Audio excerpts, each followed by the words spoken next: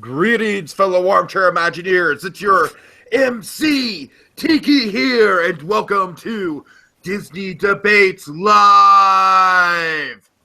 And in this quarter, it's the birthday boy himself, Jacob Weil. Happy early birthday, Jacob. Thank you. Tomorrow, 22. Thank you, Tiki. And in this corner, it's the man who's dominated the debate so far, who's won 3 out of the 3 new ones that we've been doing since we started up the debates in our new format. It's Blue Dragon 5, the Dan Merle of Disney Debates. Hey. And in this corner, it's the scrappy underdog of Disney Debates. Gosh darn it, we love him. He keeps trying. It's Santa Claus. That seems almost very passive-aggressive. Look at it this way: the underdog, and he's the Rocky of the Disney debates. Exactly. I think I'm gonna do pretty good with this because I love music. Yeah, I'm excited. Of course, Moana came out. I actually had a chance to see it for a second time, and I really still like it. I still like it a lot. I think it sets. It doesn't necessarily set a new bar for Disney musicals or anything like that, but it keeps the tradition going, and it keeps the tradition going strongly. So, for that reason, it's a nice, fresh addition to the mix. Mm-hmm. And for that reason, we're going to be celebrating all kinds of Disney music. We're going to be talking about Best Disney Soundtrack, Best Disney Villain Song, Best Disney I Want Song, the Best Randy Newman Pixar Song, not including the obvious one, which is You've Got a Friend in Me. And finally, we'll do Best Song Written for a Disney Theme Park. But before we do that, guys, we need to actually see what the order is going to be for who goes first and whatnot. So, you guys ready? Yeah. Are we gonna do it like we did last time, like the whole free-form discussion after our initial statements? Yeah, it'll be a minute. It'll be 1 minute of giving your initial statement. Then it'll be a free-form discussion followed by a 30-second final statement. All right. I don't think we went over that before this. Wait, I thought it was a minute final statement. I thought it was minute free flow, then minute. If you guys want a minute, I'll give you a minute. Thank you. I guess I didn't know if we just went. I didn't know if we went over this before. Or... No, we didn't. We didn't. I was just clarifying. Sorry, Yeah. but okay. Let's randomize. And looks like Sandy is going first on the first round, followed by Jacob, and then Dragon. All right, Sandy. All right. So, Yeah. let me actually do. How you doing tonight, Sandy? I'm doing pretty good. I'm a little bit sick, but I'm putting through. Oh no! Turkey hangover. No, this was before Thanksgiving, but luckily I started feeling better yesterday, so that was a huge surprise. All right, sorry guys, I'm just getting to the stopwatch we use. So which one is first? The soundtrack? The soundtrack Yes. is first, yes. Okay. Best Disney soundtrack. I am just getting to the stopwatch. Just give me a minute.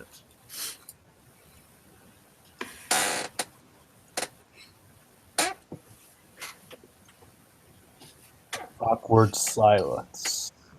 Sorry guys, my computer's getting on the fritz right now. So, Sandy, you do anything crazy over the weekend? You mean over the week? Sure. I saw Moana yesterday on Thanksgiving Day. That was amazing.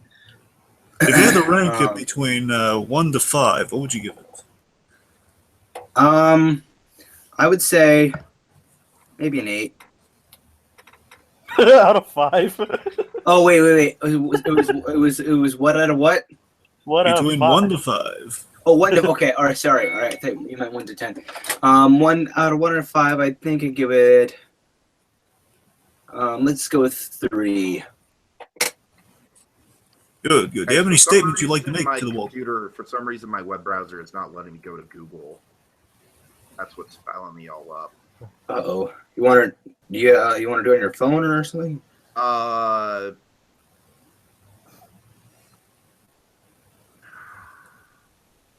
Want me to you. Yeah, it redirects me. I think it's something to do with a virus on my computer, guys. Maybe. Do you have Safari? No, I have Chrome. Ooh. Okay. Want me to- Somebody pull up Google stopwatch. I have it. I can do it. Okay. And Let's can you see. screen share it? Let's see. Stopwatch.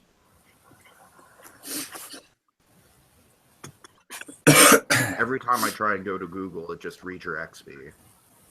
That sucks. All right. I guess I'll be in charge of time then. I guess so, Jacob. I appreciate it, buddy. I appreciate it. So He's gonna be murdered time himself. I'll be honest, Dragon. well, of course, I have the gong, so the gong tells all. The gong commands all. Okay, sorry about that brief fluff, guys. Jacob has the timer ready to go. As always, the time will start as soon as you start typing, Jacob. So remember that. You know, they can have a few moments to think out there what they're going to say. So, all right, Sandy, you're going first. So with that in mind, let's get to it. Best Disney soundtrack. What do you have, Sandy? I have the Alice in Wonderland soundtrack, including all the songs and everything. From the original, from 1951. Drive started.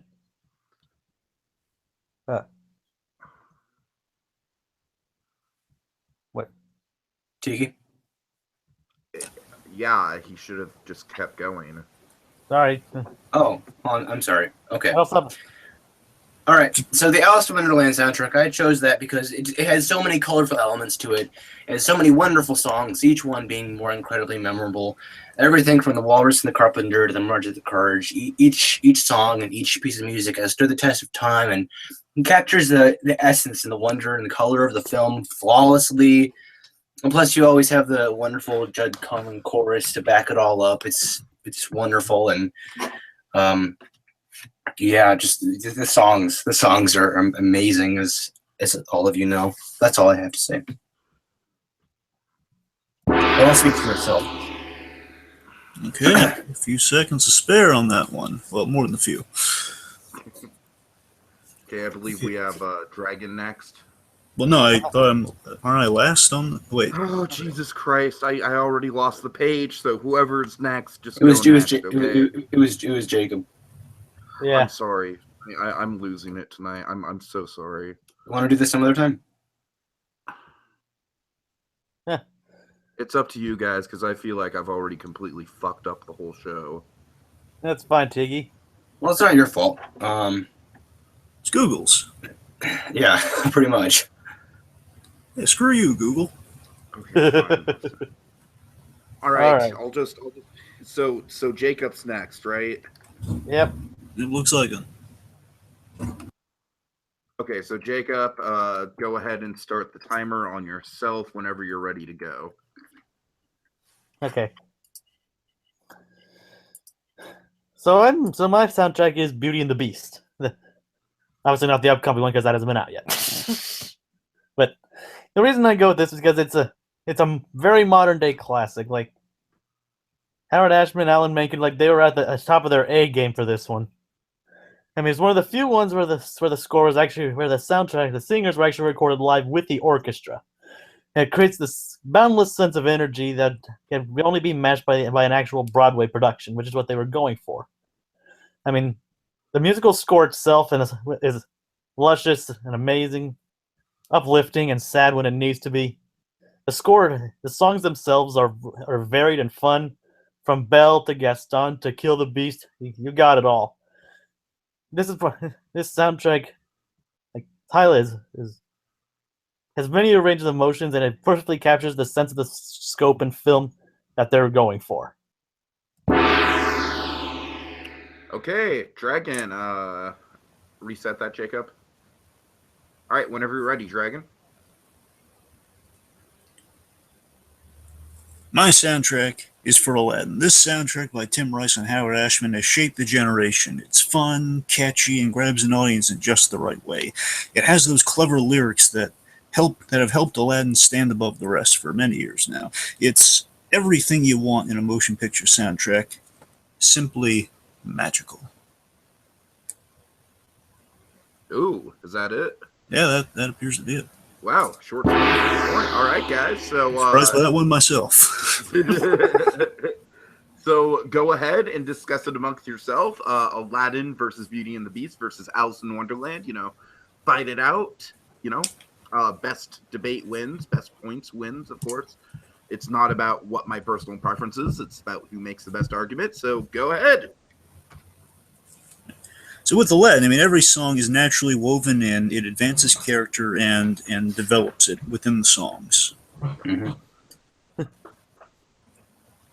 Now, with many Disney films, having too many songs clutters up the picture. It clutters up the story, and it oftentimes this goes for many films, not limiting to Disney, but it often clutters up just the story and the pacing.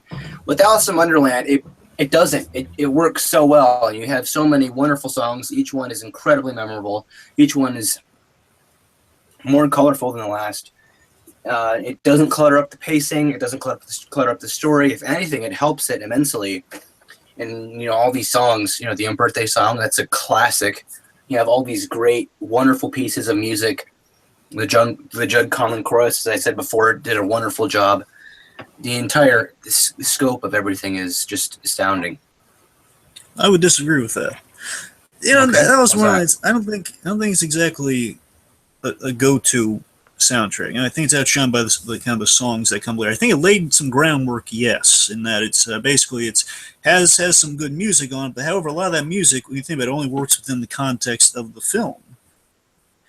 Like if you look at it, let's say you had a CD of Alice in Wonderland, you listen to it, or not a CD in these modern days, but let's say you have like a playlist or something. I mean, I don't know if you could like listen to this without really having the visuals to go along with it, but just for the sake of argument, again, playlist, let's say it's a video, so you have both visuals and that. Again, I don't think I think it only works. The Alice in Wonderland songs, I think, only work within that story. It's kind of stymied by the fact that it has to operate in that story to really have its full effectiveness, or just its effectiveness period. I don't think you can listen to Alice in Wonderland song outside of the film, or watch a video of a cut scene outside of Alice in Wonderland. So how would songs like Street Rat or Prince Ali be any different then? Oh, I'll say, yeah. I mean, for example, look at One Jump. For example, One Jump ahead. Yeah, that's right. Yeah, the breath. Yeah, that song. It kind of sums up a lot. One, it's doing a lot of good character things. Again, establishes that there's no exposition. Like one line of exposition in that song. Okay, he has no parents. You say the whole like line about I blame parents except he hasn't got them. Except for that, it's all character stuff. You're going, okay, well, he is literally one step. One jump ahead of the bread line. He's really clever. He's on his feet. People don't like him because he's poor and he steals things because he's deemed a street rat. But we see how clever he is. We see kind of foreshadows the flying carpet. It's given us a lot of story, and I think if you watched it out of context, you still kind of get the crux of okay. I think I would argue every song in Aladdin, it's memorable and it's visually impressive, but also it can capture the nostalgia for the film and just remind you, okay, well, you get a huge chunk of what that film was about in each song. It's like, okay, wow, that's basically kind of a summary of what Aladdin was in each song in a way. But you were talking about working out of the context. Do these songs work out of the context? Can you explain how these songs work out of the context? Oh, sure, sorry. Well, again, I think you watch any scene from Aladdin where you get like that's again a big part of the movie. It's like it's a real kind of. It's kind of a character piece. It's kind of like a whole. It kind of covers like a whole section of the movie. Like, okay, it reminds you of all that. Where Alice in Wonderland, you watch, you don't really know when that lied in there. You don't really know where it's coming from. You don't like where it's going. You're randomly in a place. A lot of the songs in Alice in Wonderland kind of come out of left field with that. Aladdin, you can watch a scene. You're like, okay, well, I'm kind of satisfied with this chunk I got. Okay, it's like a lot of laughs. It's like it's a fulfilling scene. We don't really need. It's a fulfilling scene, but also it's. When I say scene, I mean it's a fulfilling musical number. Whereas when I think you're going to be wanting more and just saying, kind of knowing, well, where am I really getting what's the motivation? You're like, what am I really getting? It's just pretty much, it's a nice song, but it's not really like, it's not a song that really captures the movie. With Alice, though, you get such a variety, and they all have one thing in common, which is of course they're all from the movie, but they all have this spark and color to them. But again, there's such a variety. You have something like the Unbirthday Song, where you have the Walrus and the Carpenter, or the Caucasus Race, or even instrumental pieces like March of the Cards. They all have that spark to them that ties them all together. And if you listen to them, I get in order, I guess, because if you have a soundtrack, then you get all the music from the actual film as well. It all clings together, and I think it holds up really well. I think it could work out of the context of the film. Let's hear something about Beauty and the Beast, guys. Okay. You saying you want to go first? Because no one wants to talk crap about Beauty and the Beast. Well, I'll do it if he just wanted to. I just thought he wanted first crack at it. I'm just saying, like, you guys are just going back and forth as always. Right. It seems to be Jacob's strategy. All right, fine.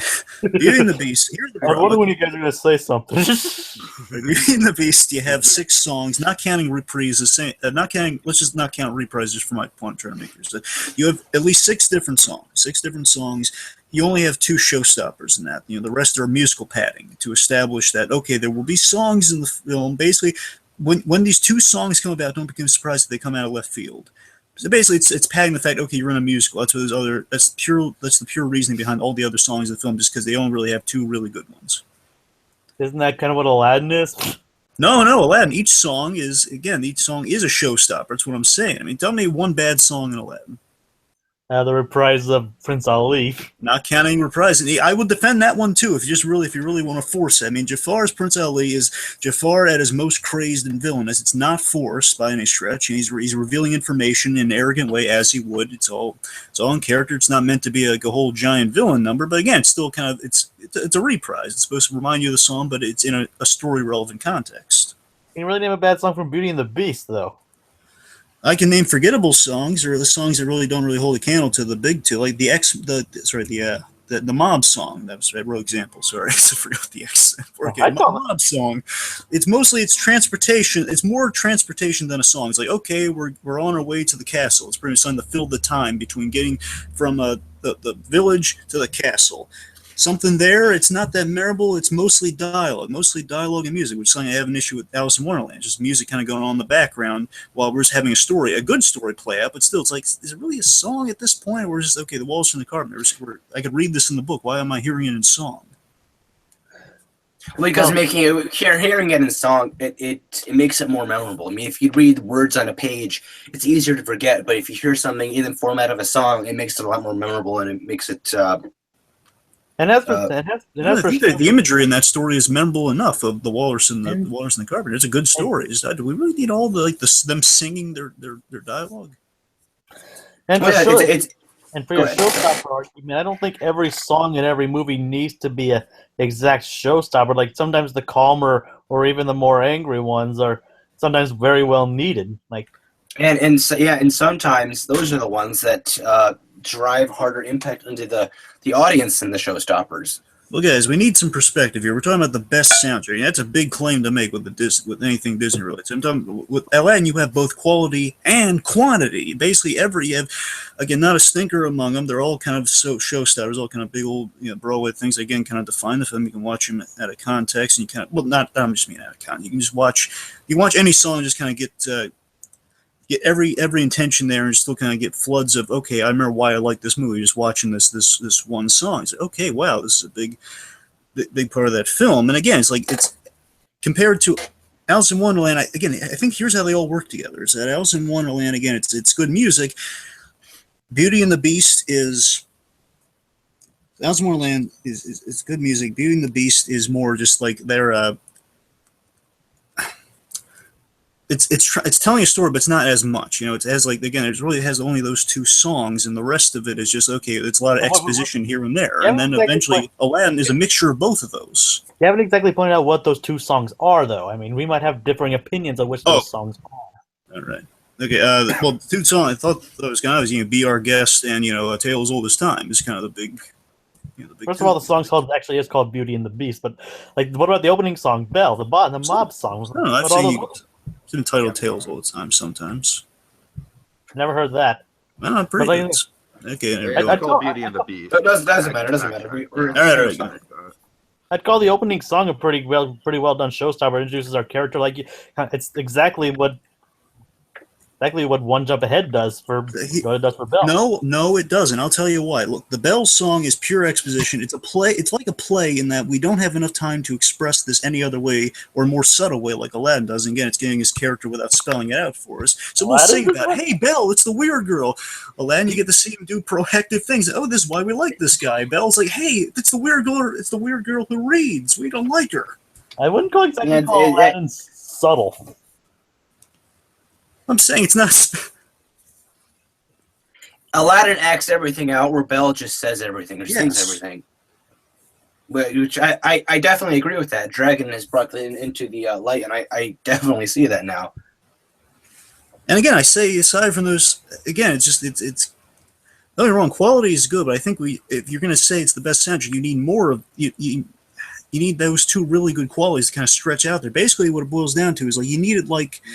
For the best soundtrack, you need like a grading system in a way. You need it to be at least get up to you need an A to be considered the best soundtrack. Right now, it's like if you had like a test of like, I don't know, like for sound, let's just say minimums. I've heard like sometimes a minimum for music is like 5 songs. The point is like, however many songs are in Beauty and the Beast, they got 2 really good ones, and you got kind of like a C with a C to a B with Gaston. So still, that's not really getting to the A level. I think you need to kind of take the claim, kind of steal the belt for best Disney soundtrack. I don't think they're measuring up. And Alice in Wonderland, unfortunately, I think it's just kind of been surpassed in the later years by other soundtracks. I just don't think it has enough kind of. It's not really distinct. Like people can't really name these memorable songs of. Basically, Aladdin's a little more memorable than the songs of Alice in Wonderland. Like people like know can shorthand the Aladdin songs. Alice in Wonderland, not so much. Yeah, I don't. It depends on what generation you ask, because again, Alice was from the 50s. Aladdin was a lot more recent. That's from the 90s. And it all depends on what generation you ask. I mean, Alice in Wonderland generations have grandchildren or children. Yeah, and Alice in Wonderland is still a very popular film, and it has quantity and quality, just as Aladdin does. But I think what they did with Alice was they added a lot more songs, and that can be a very difficult task to pull off right without messing up the whole pace of the film or the story and plot. Yeah. They pulled it off perfectly, and all the songs fit in wonderfully. Not all of them are necessary. You can lose a few Alice in Wonderland songs and still be all right. Aladdin, there's a big. I'm sorry, Jacob, you were saying. That's where the quality over quantity comes in. Like it's overstuck. Like sometimes Alice in Wonderland can feel a bit overstuffed and chaotic for its own good. Like a lot of this, I mean, there's only a few. Using Dragon's argument against Beauty and the Beast. A lot of them are like not even too memorable. Like there's only a few songs that can openly be remembered from there. I mean, like. You want to name a few? Do you guys want to name a few here? That could be a few. I'm sorry. Name a few what? Name a few songs that could be ditched. Alice in Wonderland? Yeah, just say 2 songs that could be ditched if you guys have some. Well, honestly, I'm assuming you do, since you said there are songs in there. That could be well, I don't know, because they're not entirely memorable. Well, you can look them up. I mean, there's not. I wouldn't know. I mean, like the birthday song you could keep. I mean, that's a classic in its own right. But I know, but we're not talking about ones you can keep. We're talking about ones you could ditch. I mean, you guys are making this defense, but you can't. I mean, the opening song is kind of okay. The opening song, I guess. Let me say this: Alice only. Let me say this. The opening song is needed just like the opening for Aladdin or the opening for Beauty and the Beast. Okay, look, I'll give you that. It's needed in the fact where it introduces the character and her passion for wanting to be in a world of her own. But here's the problem with the songs, though. All the songs, here's why some of them can be cut. I can't really think of it because, again, Alice in Wonderland is just not really on my radar these days. But it's just, again, visuals, of course, is in the history books, but really looking at the soundtrack for Alice in Wonderland. The problem is the songs in Alice in Wonderland don't really advance the character of Alice. I mean, Alice should be a focus. She only has those 2 songs. The beginning one sets up all the madness. It basically sets up her visuals through the film. Okay, she's imagining. And then we have that one bit where she's really sad. Aside from that, she doesn't really get a song to herself to really develop her character. It's just again, that's why you can get rid of those songs, because they don't really focus on her. It's called Alice in Wonderland. Otherwise, change the title. Why is she in it? Well, I feel that the whole the original story, and I think the film too, it's not exactly about Alice, learning a lesson or something like that. It's more about her. Well, I get yes. I take that back. She does learn. She does take away things from this experience, but I don't think it's so much about her. More so, it's about the world that she's living in, and I think that's what they were really trying to pull off right, was setting up this world and making sure everything fit together perfectly with all the colors and characters and everything like that. Jacob, do you have anything else to say before we go to final thoughts? Well, I still understand that Beauty and the Beast, like all their songs are top-notch quality. Like all of them are particularly memorable. I mean, like the quality, like they have unbound energy, like energy that isn't matched by these other ones. I mean, and like and they have more of a variety overall, and they capture the time limit. It's more timeless than any of these other ones. It's not really variety. It's only like three. Yeah, there's only like 3 options out of the 6 songs you have in terms of variety. You have okay, or 2. Again, we have the Be Our Guest, and we have Be Our Guest. We have Be Our Guest, Beauty and the Beast, and then the other ones just fall into okay, exposition. Okay, let's just announce let's just say what's going on here. It's what it is. I mean, it's kind of the same cut for the rest of them. It's like, okay, hey, Gaston does this, Gaston does that. Gaston, hey, remember? You basically point out that all your random muscle flex. All your songs are exposition. Okay, guys, I feel like I've heard enough. Let's get to some final thoughts.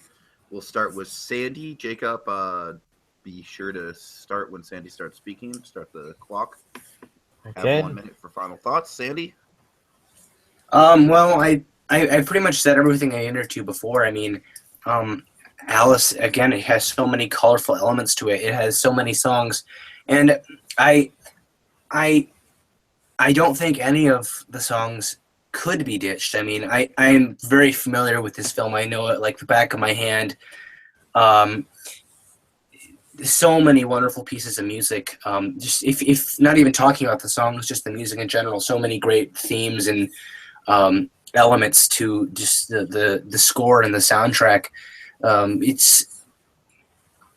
think if you were to play a piece from Alice in Wonderland, say from maybe like from the Queen of Hearts scene, I think people would maybe not instantly recognize that, but they would definitely recognize. I guess depending on who you ask, we would recognize it.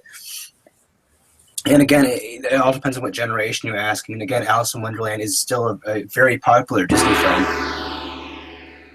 All right. Okay, Jacob. So it's being time. Go ahead and reset. Whenever you're ready. Okay, Beauty. Okay, Beauty and the Beast. I mean, mine doesn't really have the generational thing. I mean, like, they can be watched many, many, many times. It's a timeless thing. Sure, it was a '90s thing, but it's timeless. I mean, it's more timeless than a lot of these other ones. Than these other movies. This has the right amount of quality, quantity, high energy. I mean, a lot of effort was put into the energy. I mean, it's not really done. Okay, it's a very well made soundtrack. I mean, highly acclaimed. I mean, I love. I mean, like I'm really sorry. Okay, there's a soundtrack that can't be beat. It has a wide variety. All the shows can be showstoppers in their own right and can be listened on their own without context and in context and make sense either way. Boom. Okay. Go ahead and reset, Jacob. Okay. Dragon, whenever you're ready.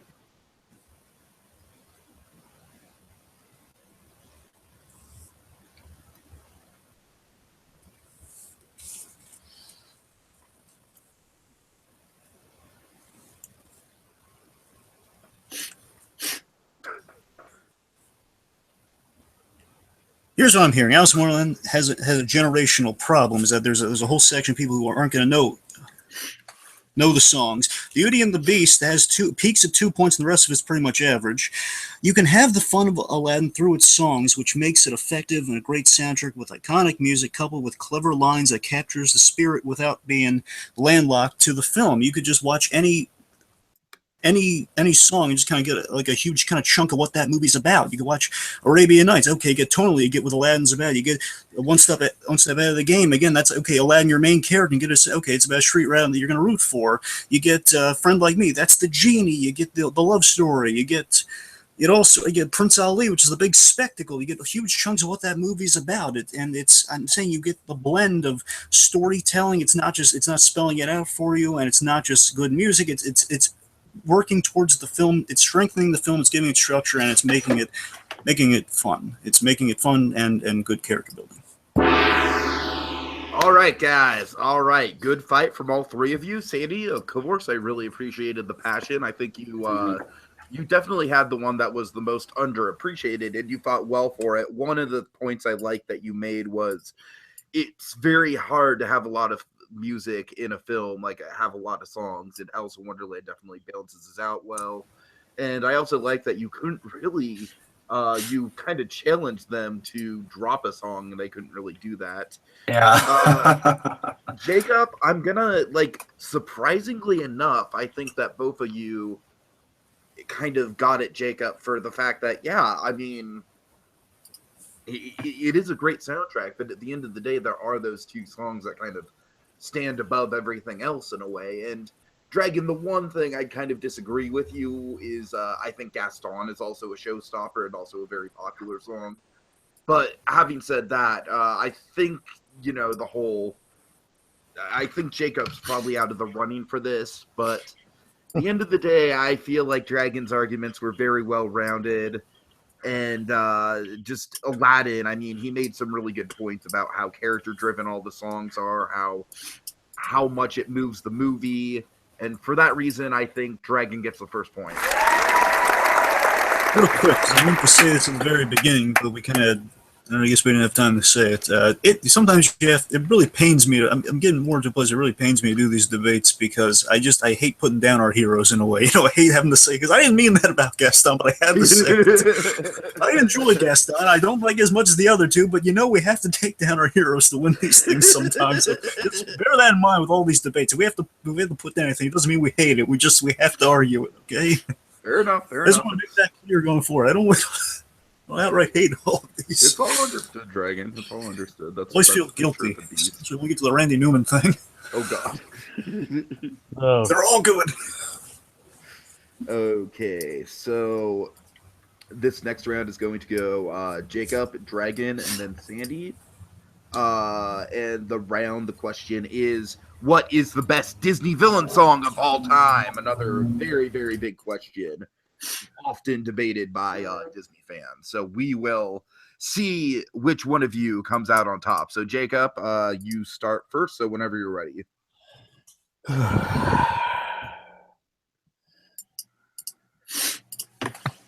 Okay, mine is a bit of a way back in the past with The World's Greatest Criminal Mind from the Great Mouse Detective. This is actually one of the earliest examples of a Disney villain song. I mean, it's the you just listen to it and you just this is coming from a villain, Professor Ratigan, who's just evil and loves it. He's just it's basically the epitome of a villain song. It has class, it has charm, and it basically spells out his entire character if you didn't know who he was already. Great structure, great rhymes, great energy. And Vincent Price just basically he's proved that he can actually surprisingly hold a good tune throughout this song. Evil, charming, and fun all around, and with class to boot. All right. Well said. Dragon, you're up. So whenever you're ready. My song is Hellfire. Hunchback of Notre Dame. Many best villain songs list are topped with this one. It's an experience and a study in character, all at the same time as we enter the twisted mind of Judge Claude Frollo. It's Tony J at his finest. It's rich with character development in song. And I tell you, it's a wild ride. It has dazzling visuals. Of course, him talking to the, him pleading with Maria, begging for his soul and guidance. It goes from all these emotional places, from lust for Esmeralda. He knows it's wrong. He's looking for an insane way to place to pacify his burning desire, to purge his burning desire. Religion drives him mad to burn her at the stake. Unless she loves him. How twisted is that? And it's done in song, and it's a testament to villain songs. Boy, is it good. Okay. All right, and Sandy, whenever you're ready.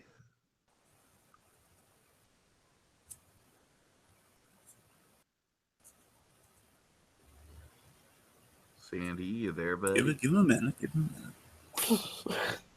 His mic's been muted for a while, so that's why I'm... All right. Yoo-hoo! It's a mind game. Just wait for him. That's what you do. No. That's strategy. Same thing.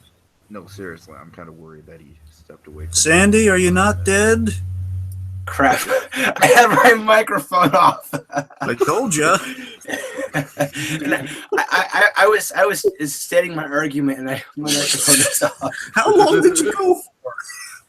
I don't know. I bet you guys are talking, and I asked you guys to stop talking. You wouldn't. Well, I wonder why that didn't work. All right. I chose Oogie Boogie song, and with this, you have so many different elements to it, from Ken Page performing the vocals with incredible enthusiasm and character to the jazzy musical track accompanied, incredible jazzy musical track by Danny Elfman, accompanied by the beautiful visuals of black light and wonderful step motion. It's so catchy, along with, of course, many other Nightmare songs. It gets stuck in your head. There's so much vibe. I think vibe and rhythm are the two core words I would use to describe this. And it's hard not to love it. It's hard not to get stuck in your head. That's it. Okay. Go ahead and reset, Jacob. You didn't have the gong. Oh, well. No.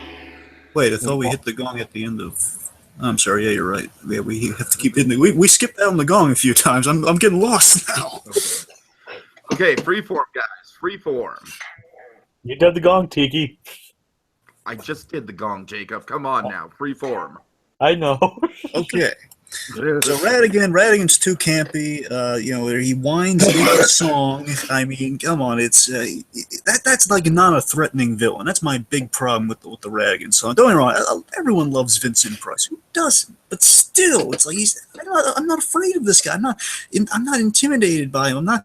His henchmen say the most threatening parts about him. But again, I'm not saying it's exposition necessarily. But again, that's like there's one thing to kind of build anticipation. Like, oh man, people are talking. He must be really bad. But no, he drowned. Like mentioning he drowned children or something. And again, yes, that sounds right. But look at this. I can't put that together with this.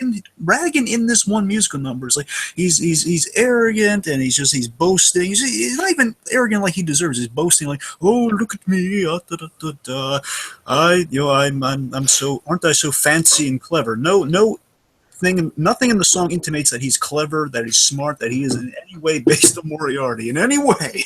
Oh man.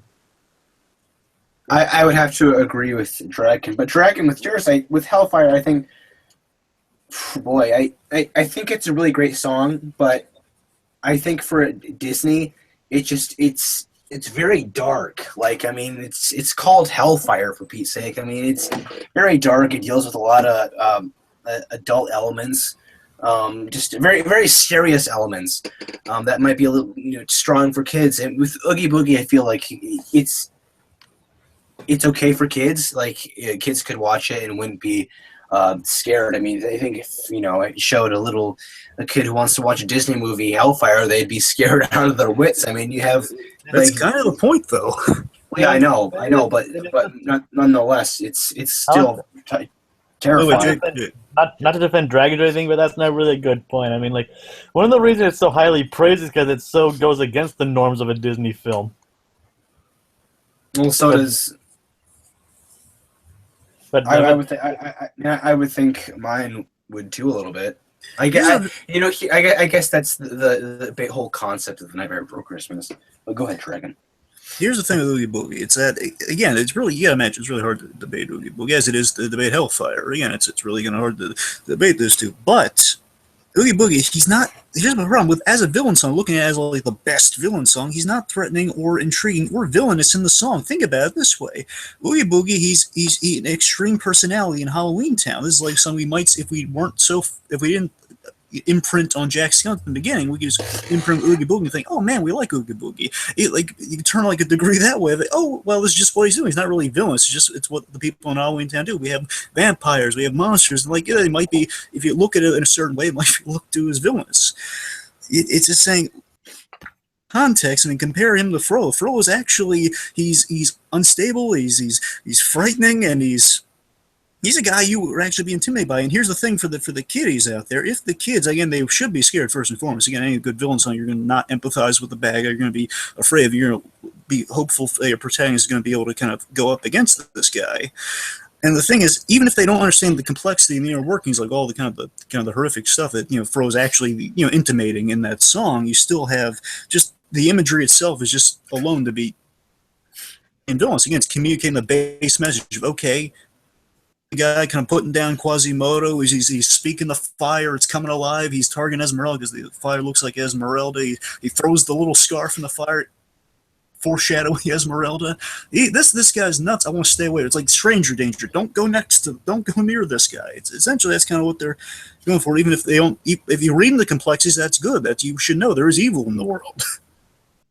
Yeah, I feel you don't want to go near him. Yeah, you make a good point. I feel that with Oogie Boogie, though, he's bad, but in just the fact that he's not exactly being as evil as he can be in this song makes it even more like, okay, well, what are you doing? What are you trying to do? What are you gonna do next? Because if he's like this, he can be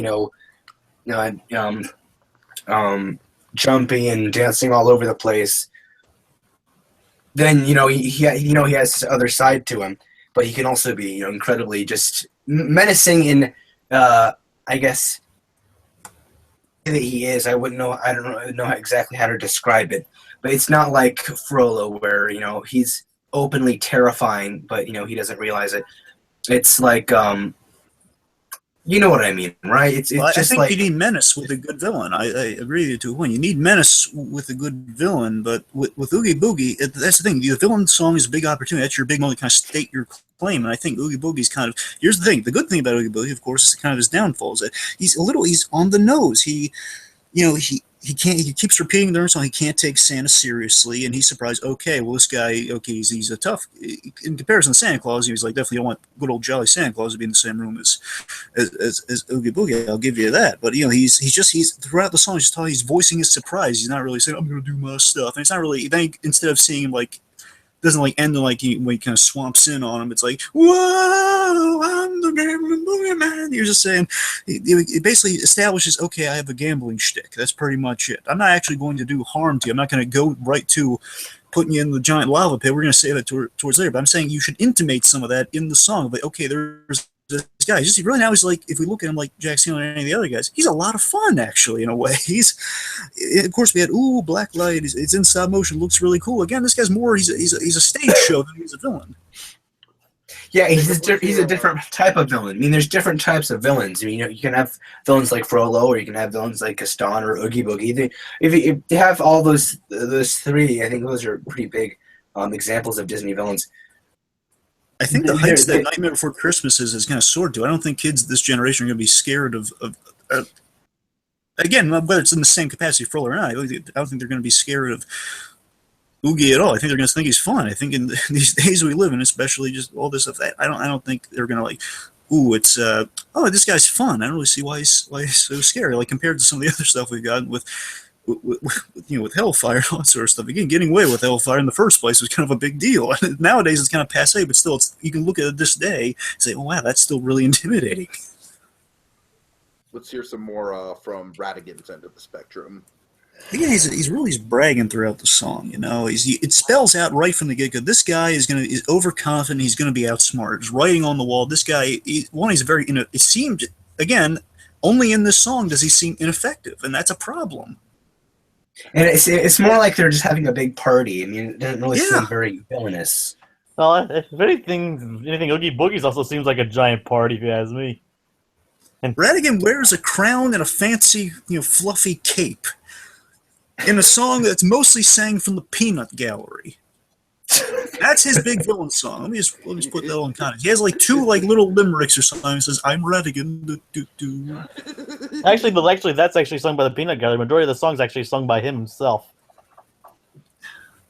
Again, he's got. It's not really. He's not doing anything with it though. He's bragging and not really. He says, "I'm the greatest criminal." He's building himself up when there's really. I don't see any evidence of this. I don't see. But what about all the? I think it does the same thing that the opening song from Beauty and the Beast does, where it's just they don't have time to show how bad he can be, so they're just gonna say it in a song. Yeah. No, they actually show what he's done. Like, look at all the stuff he's done, like the newspapers and the gold he's stolen, all the other things he's done, and. I know, but newspapers isn't actually showing. It's just telling you that. So it basically does the same thing the song does. All he does is push a guy into like a wine fountain. That's about the worst thing he does in the song. He's a mustache twirling That villain. is a pretty damn cool wine fountain, though. It is. Not to mention, he Sorry, feeds I that just guy. have to point out how good that wine looks in that sequence. And not It to does. mention, I'm agreeing with you. Say we're on a tangent now. not to mention, he's that guy to a cat. Was that in the song? Or is that later? It's like in between parts of the song. Are you sure? I don't know. Sorry, I Yeah, watched it earlier. I declare forgot about the it cat. It breaks up two parts of the song, yeah. Sorry, I might have seen an edited version. I hope I didn't, but I could be. I might be forgetting. I'm sorry. Wait. Anyway, so he's not. It's his villain song because he's a mustache twirling villain in the song. It's just he's not a threatening one either. There's no intensity. It's, again, even whatever villain you're trying to do, you should have at least an intensity or like something. He's just stating what his business is. And I mean, and for Pete's sake, he's a little mouse / rat. How terrifying can you get? Well, I mean, you see him again. You saw how terrifying he could be, man. That's what I'm saying. You gotta again, Hellfire foreshadows some really cool stuff in Frollo that does come back and shows you why you should be afraid of this guy. Radigan, why am I afraid? Oogie Boogie's fun. Radigan, he's not threatening at all. In that scene, in that scene, where he should be in that scene, at least intimating he's going to be. Let the man speak. Let the man Sorry. speak. The point isn't to make him threatening. I mean, the point of the song is to show that like this is an egotistical guy, and you want to see him get destroyed. I mean, that's the point of the song. Like but you can't help but love him as he's bragging. It seems about. too easy, though. I believe me. If this guy's in any, again, I know it's not exactly the whole Basil Baker Street fiasco. I know it's not exactly Moriarty, but still, if you're modeling yourself at Moriarty in any capacity, Moriarty's one of the best villains in literature in a way. He's one of people compare Joker and Ra's al Ghul to this guy. You want at least the idea that this guy's smart. He actually knows what he's doing, even if it's a mouse version of him. Or if even it's a rat version of him. Sorry. Semantics. Okay, guys, I need this to be a fair fight, and so far the only argument I've heard against Hellfire is that it's too dark. Anything else? Because so far Hellfire is kind of sweeping this thing. So I need to hear some arguments against Hellfire. Okay, Hellfire. I mean, Hellfire. It goes in contrast. It contrasts with the rest of the movie. I mean, like it's a good choice for a villain song, but I mean, a lot of it just might seem a bit too forced. I mean, some of it's a bit forced. This sets the stage for Act 3, and again, all the really bad stuff that's going to happen in Act 3, it's very necessary. I know, but it just seems a bit odd. Sometimes in some places it does seem out of place, but let me think here. I would argue that, again, the song's so great and complex in that it ushers you from a place where you think, well, we're going kind of dark, where, again, Tony J is so wonderful in the song is that what he does is we see him go through all of these arcs as I kind of issued in the opening statement. Again, it goes from lust to like he then is enlightened, and then basically it's like it's him. It's Frollo, the demented religious mind of Frollo. He's processing having feelings when he really should. He deems that he shouldn't. We say it lousy treats Quasimodo. He has these feelings of, well, if I'm feeling love, that's a sin, and that makes me evil. I don't want to be evil, so what do? What's the most rational thing to do? Burn her at the stake. Earn points with the big Maria. Sandy, anything? No. I thought this is why we're gonna. Yeah, I can see. I thought this is why I thought this was why we weren't going to use this song. Yeah, guys, I probably should have banned Hellfire because honestly, I don't even feel like it's necessary to do final thoughts here. No. Yeah, Dragon wins that one. Just straight up. Sorry, guys. There's still Frollo, this, there, damn you! You there's know, still it's like we try and invite Frollo to the party, guys. We try and invite Frollo to the party, and this is what happens. It just becomes like a huge blowout. I'm sorry, but like I literally said, like, all right, do you have anything negative at all to say about Hellfire? It's just like nothing. So I have to give Dragon the point based on that. It's like I felt like Sandy and Jacob, I literally felt like you two were kind of going at each other while Dragon was just sitting on his pedestal with his good choice. So It's more like a comfy chair, but you know. You told me to Yeah, go it's with you told me to go with Criminal Minds. I know, and I also told you to use Vincent Price in the argument more. So I did. you mentioned Vincent Price like once in the beginning. I don't think got you there, Jacob. I only heard Vincent Price once. I don't really think that Vincent Price saying, "Oh, Vincent Price did this, Vincent Price did that." I don't think that would have helped me much. Well, it's. I think we just need to stop inviting Frollo to these parties because clearly Frollo is like too cool. In retrospect, I'll agree. Yeah, we probably now. At first, I just thought I was so lucky to get Hellfire. When you two guys didn't pick it, I didn't really think of. Oh, wait, that's because it's really obvious. Yeah, Like but, the only reason we did is because we thought it would be banned. I wasn't told it was banned. I never did tell you guys it was banned either. I played around with the idea of banning it, but I never confirmed that. My alternate was. I'm honest and I complain here. I wouldn't have chose Hellfire anyways. Okay, fair enough. I want to commend Sandy. He had the guts to take one. I thought, nah, I can't take that. He took Oogie Boogie. Sandy did do a good job. He did do a good job, kind of giving Oogie Boogie song like the contrast to Hellfire. So I'll commend him there. Believe me, Sam, I had to work up a whole argument just to make Hellfire go up against that one because I was really intimidated by Oogie Boogies. That's a really good one. But sorry, Oh, Sandy, no, it's I'm just like fine. when I just asked you if you had anything against Hellfire and you just couldn't come up with anything. Yeah. I had the choice of friends from the other side. That was my alternate too. I was going to go with that if Hellfire was off the table. Dang it! All right. Dang All right. it. Sorry. Okay. So There's still a chance, Jacob. We can do this. yeah, there's still 3 questions left before the speed round. I know. I have a feeling these next two are going to be really tough, by the way. They really are. Okay, so round 3. What is the best Disney I Want song? The Disney song where the character, the hero, just sings out to the heavens about how much they want to accomplish their goal. Let's see. We had. I think it's me Dragon, next. yeah, Dragon goes first, then Sandy, then Jacob. Yeah. Okay, so Dragon, whenever you're ready. Wait, hold it. I'm sorry. I thought Jacob went last just now. So I know I go first. Wait, Jacob went first last time. Oh, he did? Oh, I'm sorry, Jacob. Okay, I got it. I saw the names and the names are screwing me. Now they're not on screen anymore. So, okay. All right. Oh, let me get to the timer. Sorry. Yeah, go ahead. All right, I'm ready. My I Want is Out There from Hunchback of Notre Dame. It's one of those I Want songs that captures the essence of the movie, perfectly summarizes Quasimodo's character, and why we should root for him. It has Mencken's music and the moving lyrics from Stephen Schwartz, delivered beautifully by Tom Hulse. Overall, it's very cool. It really is. Tom Hulse brings it in the most hopeful, with the most hopeful singing you darn near ever heard. It's very character accurate with the visuals. You know, again, we see the mock-up of Nostradam, and we see to illustrate kind of the divide between Quasi and the outside world. Again, I love how we have these awesome cinematography. We have great cinematography with the transitions from.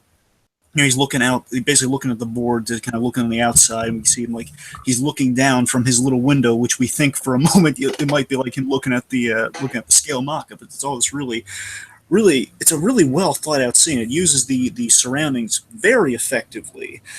Just again, you root for Quasi. Okay, Sandy, whenever you're ready. All right. So I chose Just Ride the River. So I chose Just Around the Riverbend. I'd have to say it's the best in my opinion because one of its simplicity. It's easy to understand and it makes it flow. No pun intended, of course. Two, it really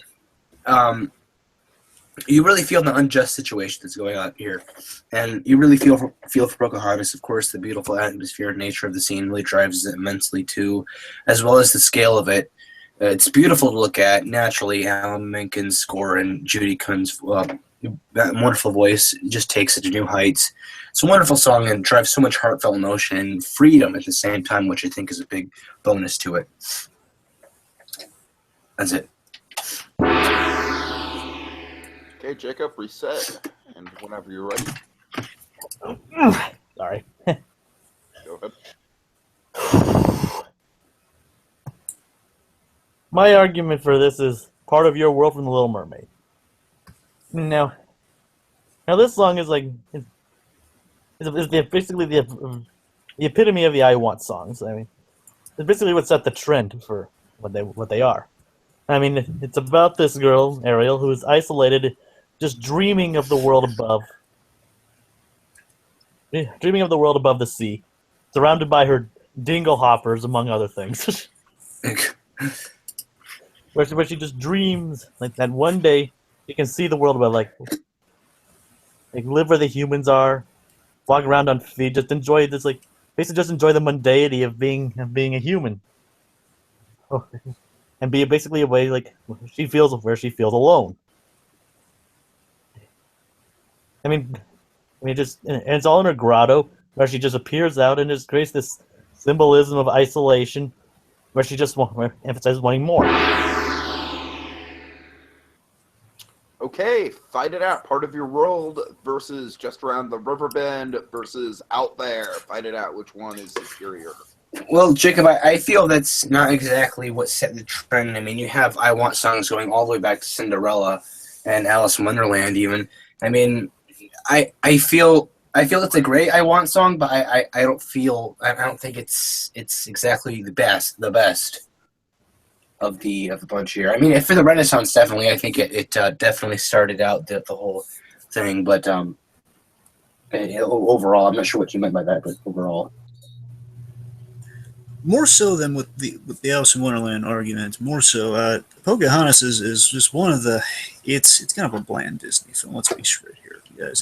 Pocahontas is very forgettable. I mean, out of context, more so than Alice in Wonderland. My argument there is like this one absolutely is out of context. Basically, I haven't seen Pocahontas in God knows how many years. I had no idea what was going on when I watched the song. And out of context, this song really doesn't work. I was completely lost really what she wants. Again, basically, if I were coming in fresh, like any average Joe off the street, just watching this one scene to hopefully glean what Pocahontas is about. Pocahontas is forgettable enough. This doesn't help with that. It doesn't make us invest in Pocahontas or summarizes the core of the film like most I Wants do. Again, most I Wants do that. She practically goes all over the river in the song. You just around the riverbend. Well, you're practically going around the riverbend, the riverbend, as is. You know, it seems throughout the song she just makes peace with the situation. She's really calm, cool, and collected in the beginning. She says, "Well, okay, I've made my bed. Okay, I'm basically." She says, she seems really okay with it. She doesn't want anything. That's my big gripe with this one. She barely wants anything. She's happy where she is right now. She doesn't want to marry the guy, but that's not what the song's about. That's not what she's singing about. She's like, I want to go around the bend, which is vague in itself. well, I don't think it's a forgettable Disney film. I think, in all honesty, I mean, I know you said you haven't seen it in forever, but that's not really what it's based on. I mean, I haven't seen Hunchback of Notre Dame in a long time either, so I mean, I can really say that's one's forgettable. But I got kind of lost in what you were saying. I think with Just Around the Riverbend, you have, as I said before, you feel this unjust situation going on, and as I'm sure you could say for Hunchback of Notre Dame and many others too. But the wonderful atmosphere and the music and the singing and all this stuff, really feel the situation. I think it really pulls you into the whole scale of the entire thing. I wish there was more in that. It's not communicating that well enough. Again, I don't really know what the issue is with her. I mean, towards the end of the song, you have her look into the water and contemplate these things. You know, Just stop singing. I think that helps a lot. I think she has to actually state that she wants something in the song, states a desire. She just wants to go around the riverbend. It's still really vague. What's around the riverbend? She doesn't want to go around the riverbend. She wants to be, I guess, for lack of a better word, she wants to be a free spirit. She doesn't want to be tied to what her father wants her to be, which is basically this, this perfect chief's daughter. She doesn't seem conflicted in the song, even with the way it's performed. She doesn't really seem like she seems really okay with it. I don't really see what she's desiring in the song, which I think is a problem for an I Want song. Let's transition to part of your world. Well, I can guarantee you that her desire is not only to go around the riverbed. I know it's not that, but I don't know really what she's getting at, though. Okay, part of your... I'm sorry. And also, it's true. She out of your corner. So I'm sorry. I'm lost. I'm trying to get to Jacob. No, Jacob's just sitting in his corner, as always, letting Dragon and Sandy tear each other apart. It's kind of par for the course. Jacob, get out of your corner. Say some stuff. All right, well, we're just around the riverbend. Like I said, it's catchy upbeat, but I have to admit, it really doesn't work well in context. I mean, it's in the song out of context. I mean, it doesn't really. It works well at the beginning, but it does work well for a character overall and all that, but it just doesn't really outright use its situation to the best of what it can. Meaning that it doesn't really show that well how she wants it, how she's gonna do it, why she wants it. It doesn't really say what she wants to do and why she wants to do it or anything. It's too vague. It's a little too vague, Yeah. And that's for well, I think that makes it relatable, because most people who want maybe not the exact same thing, of course, but something similar, they don't know what they want. I think that makes it more relatable. And as we were talking about before, I think they have to have a direction of what they want, more than around the riverbend. As we were saying before, I think Pocahontas does not literally want to go around the riverbed. I don't want to hear that argument anymore. Okay, sorry. As we were saying before, with Beauty and the Beast, I don't think that you need a big showstopper song to make your point across and to make a heart, to have the audience feel emotion for the characters. And All right, so as for Out There, I mean, I think it's actually not the top tier of the songs, and actually Hunchback itself, it's very easily bested by Frollo's. Technically Hellfire could be considered kind of an I Want song, like an anti-I Want song. It could, but just for the sake of this, let's go through from our protagonist. Our first I Want song chronologically. You can go that way. If we go with that, I'd still say that's the better I Want song. But like I said, Quasimodo's other songs are Quasimodo. It just does. I mean, it easily beats the song the Gargoyles sing. I'll give it that. Let's not get into that, because we have a whole different debate for that one. Anyway, let me say this about Party World. Here's my problem with Party World in comparison to the far superior Out There. In this context, look, when you look at it, Party World, it's kind of a greedy song. Just really think about it. She's mainly saying, I want... Literally, there's a line in the song. You look in the subtitles, wherever you want to do the sing-along, whatever. I want more. So... Hera's kind of great. She has everything she wants down there. She's a princess. She wants more. Basically, here's what she's asking Triton, okay? She has all this wonderful stuff as she goes on in the song about. And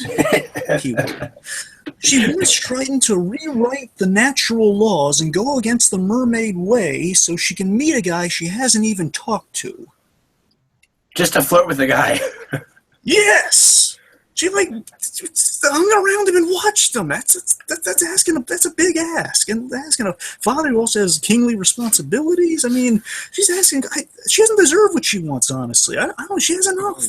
She's. I mean, again, she's a nice young girl. I mean, aside from that, should we really do? Is that really why we should give her what she's asking for? She's. Compared to the Quasimodo, let me remind you about poor old Quasimodo up here in the belt there. Let me remind you about it. So, Quasimodo here, this poor child. You know, his mother is killed before he's even grown by, and he's raised by the man who was responsible for death. He doesn't even know this, and all he wants in the song, and built to these wonderful notes by Tom Hulse. And oh my God, one, it's wonderful. He can achieve many high notes compared to Judy Benson. He has like one really awesome high note at the end. I'll give you that. But still, Quasimodo has through various points he can achieve this high note. And the best one saved for last, where he's saying this one line. There, he just wants to go the title of the song, out there. You know, he just wants to go out there. He just wants one day among the people. He just wants one day out of that freaking bell tower. I think that's a much more reasonable, humble ask than, hey, give me legs and get rid of the gills and give me legs. Just use your magic, and again, let's not even go in the morality of the magic of like what you should or should not do with this great power, Mr. King Triton. Again, I think out of all. Go ahead. I don't know. I think out of all these things, Quasimodo is asking the most reasonable thing. He just wants to go out there one day in particular, that he would actually be able to get away with it because it's the festival, which he knows it's the festival later on. The mask thing, I'll admit, is a coincidence. Even before the mask thing, he's doing pretty well. He's going around the shroud. I mean, again, he just wants one day out there. He wants it, and you know what? I think it's well deserved. And also in the song, we have these various really cool things. In addition to like the high notes, with the visually, just kind of. We have the cap shot again. The caps were a big thing too, and the animation's kind of the proto Pixar introduction to Disney in a way, you know, because we have the cap system. There's these cool kind of early CG shots of Quasimodo sliding down the aqueducts and doing the singing in the rain shot above on top of the bell tower. So it's a wonderful thing that, again, it's a wonderful I Want song. Not only demonstrates very simply what he wants, but also shows it builds development on him, that he's going on these. We see him like jumping all around, doing these various. He's making the most out of his locations, which I can't say for Part of Your World. Part of Your World is one stationary location that's painted in the background. She just swims up.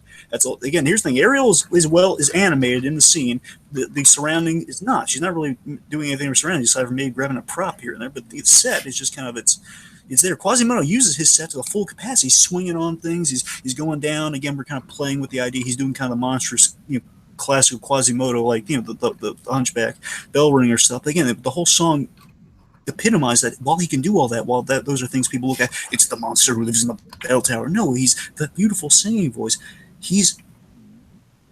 How could anyone think that he is a monster with a voice like that? Just seeing this poor boy just wants to get out there for one day. Yeah, you make a good argument, and I think please, someone other than Dragon. I feel like Dragon's kind of monopolizing the conversation here. More try the debate. Right. But you make a good argument, Dragon, and I definitely agree with that. But I feel where it falls flat a little bit is it's not very memorable. Like it's not catchy.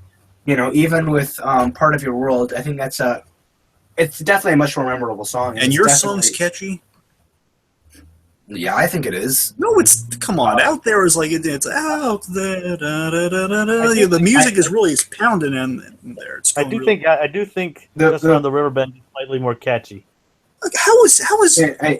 I think with Hunchback of Notre Dame, with that song out there, I think where they really pulled through was with the visuals and definitely with the music, the score in that song. They definitely, hit it out of the ballpark, but it's not very catchy and it's not very memorable, and that's what's most important in the song. Because if you have a playlist, like you said earlier, if you have a playlist and you're listening to this, you don't see the visuals. You only see the visuals if you have them. Well, no, the playlist you do have visuals. All right, I've heard enough. Let's get some final statements because I'm still not entirely decided yet. So let's see. We'll go back to Dragon, Sandy, and Jacob, I believe. So, Jacob, you're ready to go with the time? Yeah, yep. All right, you each get a minute for a final statement. Dragon, whenever you're ready.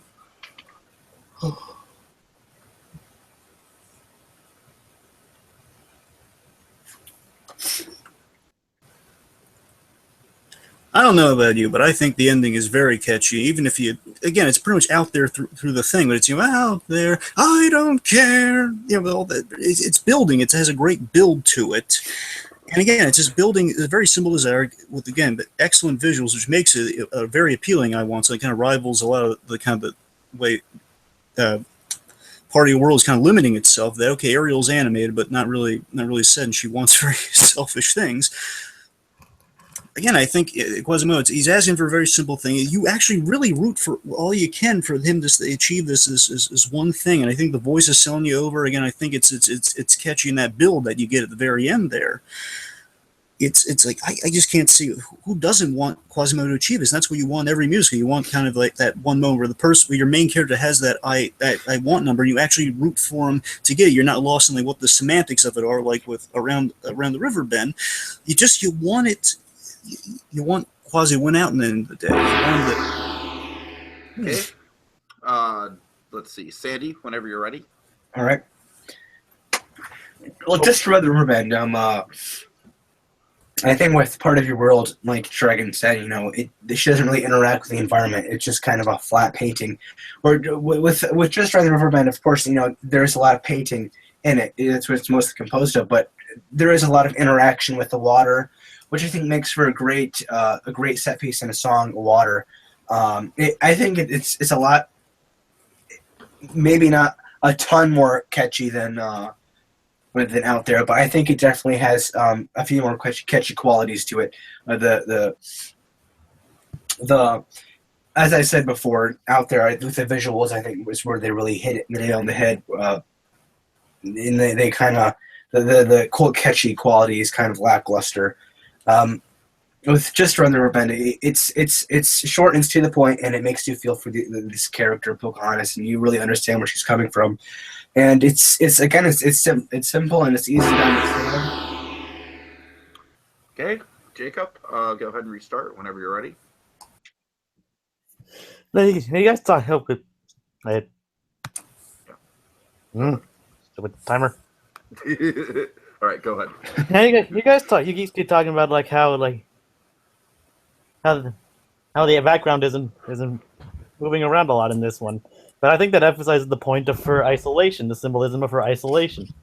And like I said, she feels loneliness just like the others. I mean, just because she has everything she thinks she wants down there doesn't mean she's happy with what she has. I mean, you can have a lot of these things and not necessarily be happy. I mean, what she wants, like I said, she wants more out of life. It's just like she wants more.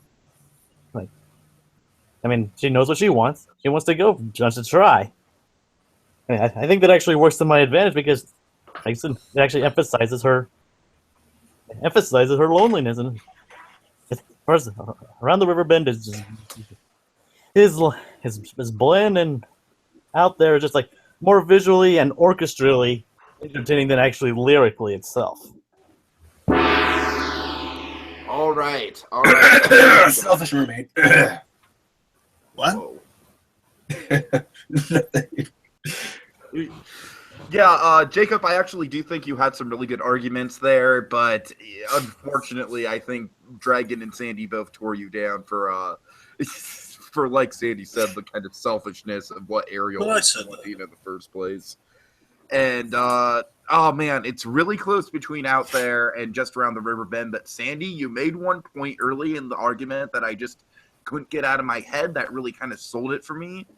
Which what was that? Is that everyone was trying to give you crap about like, oh, who wants to just go just around the river? It's like, no, that's not Dragon. I never said that. Well, that's not the point of the song. That's not the point of the song. The point of the song is Just Around the Riverbend could really be anything.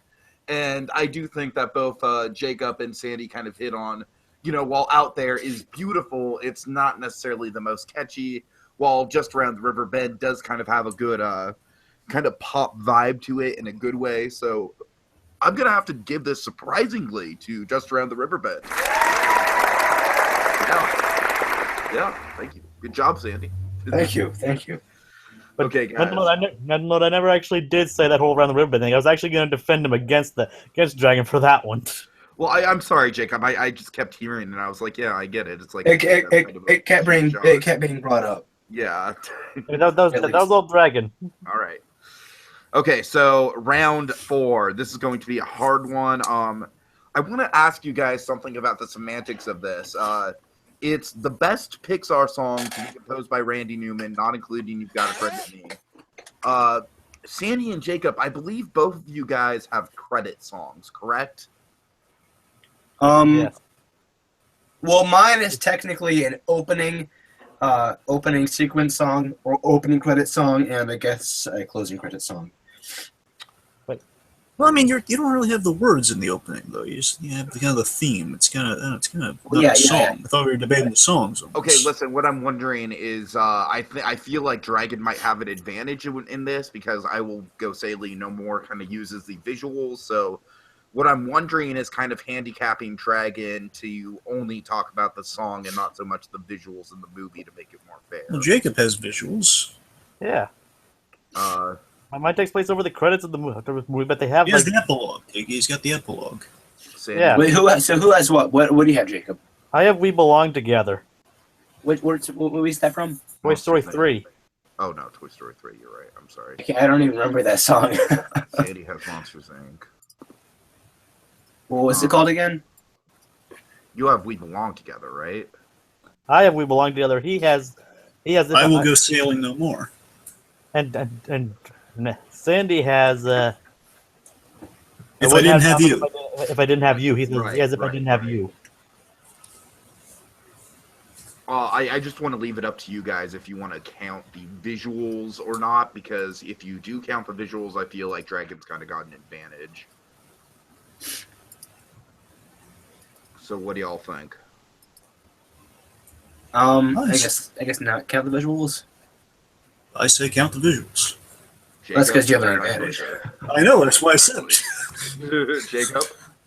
Now, I kind of have visuals too, so no, I'll go with the visuals. Okay. All right, whatever. Visuals are part of the equation then. I just want to make it fair. All right, so then the order is going back around to, I believe it's Sandy, Jacob, then Dragon, correct? Sure, Tiki, that's correct. All right. I'll go with it. I can't keep track of it anymore, so I'm just going to say yes. All right, so it's Sandy, Jacob, then Dragon, or is it Sandy, Dragon? It's Sandy, Jacob, Dragon. I don't care. Dragon. Wait, who's going first? I'll go first. Tiki goes first. Sandy, go ahead. All right. So I chose If I Didn't Have You. And I think this is a great song because it defines friendship and real friendship with sarcasm and wit. It works perfectly for the film and the friendship between Mike and Sully and the relationship they have together. You don't really need visuals for this. It works pretty much on its own, which I think any good song should do. You shouldn't need visuals to make a point across in a song. Of course, John Goodman and Billy Crystal drive it home with their iconic voices and character, which I think that sets it apart too. The fact that they don't usually do that. Pixar. I mean, the characters didn't usually sing the songs. It was always Randy. So that right there, I think, gives it a boost, and the song really holds up well, and it becomes super popular after the first few verses. And again, it defines friendship. You don't need visuals for this. You just have these two going back off each other, and it works perfectly. It's like they were friends all along. Okay, gonna go ahead with Jacob whenever you're ready. Go ahead and restart. Sorry. It's all good. You might have heard I've been going with We Belong Together. This song feels like the perfect continuation of You've Got a Friend in Me. As I said, as with the previous song that you mentioned, it does emphasize friendship, emphasizes friendship even though they might be apart and across time. They will always be friends together. The vision. This is the song who helps with the visuals and without the visuals. Visually, it helps because it emphasizes no matter these toys are apart and might have moved on, but they're still friends with each other no matter what, and it does capture the themes of the movie. Lyrically, without the visuals, it just tells the story like you and I can be friends forever, just like You've Got a Friend in Me. It's basically about friendship. If it's like you'll be mine forever, we're friends to the end, across time, and no matter what. Okay, Dragon, whenever you're ready. I Will Go Sailing No More.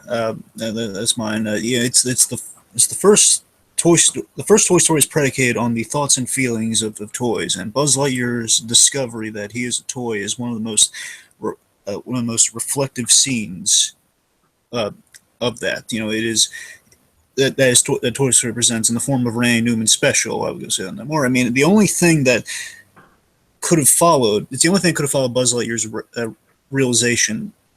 You know, this is him processing that to music. That to music, it communicates his thoughts and feelings very clearly. Visuals support this in a great deal. It's visual poetry in a way. You know, Buzz now sees himself from a toy's perspective, and we kind of go on from that, and we see him kind of like be disillusioned, kind of fall to. We see him like determined, you know, from the Taiwan communicator. He's going up there. He's kind of, we have like that great, you know, iconic to infinity and beyond the jump, and you know it proceeds. You know it follows. And, okay, 3 strong selections here. Fight it out, guys. I have a feeling that none of you want to talk smack about any of these songs. We don't. So go ahead. Like a band-aid. Want me to go first, Dragon, so you can slowly ease off that band-aid? No, you go first. Okay. All right, we will go sailing no more. It's still a good song nonetheless. Band-aid. But listen, I think the visuals help it a bit too much in that sense. I mean, it's boosted by the visuals, but that's it. It is boosted by the visuals itself. It doesn't. I mean, it just doesn't. Sorry. I think the scene is better with the song, but without it, the scene would be less. And I think it just only. I think they go hand in hand. They only work with each other. Outside, it doesn't really work in context. No, outside, it's still kind of a tragic song. I mean, together it really boosts the scene. It really is an effective Randy Newman song within a film. So I'm saying it works great interlocked with each other, but also I think it could still, like, you listen to that soundtrack and you're feeling really down. It's like, oh wow, if it doesn't just visually kind of in your own mind just kind of put you back in that headspace, imagining that really iconic scene.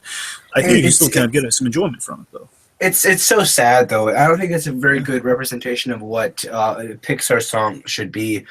It's like Jacob said, it's sad, and I think they work best together. Apart from each other, I think they don't really work as well.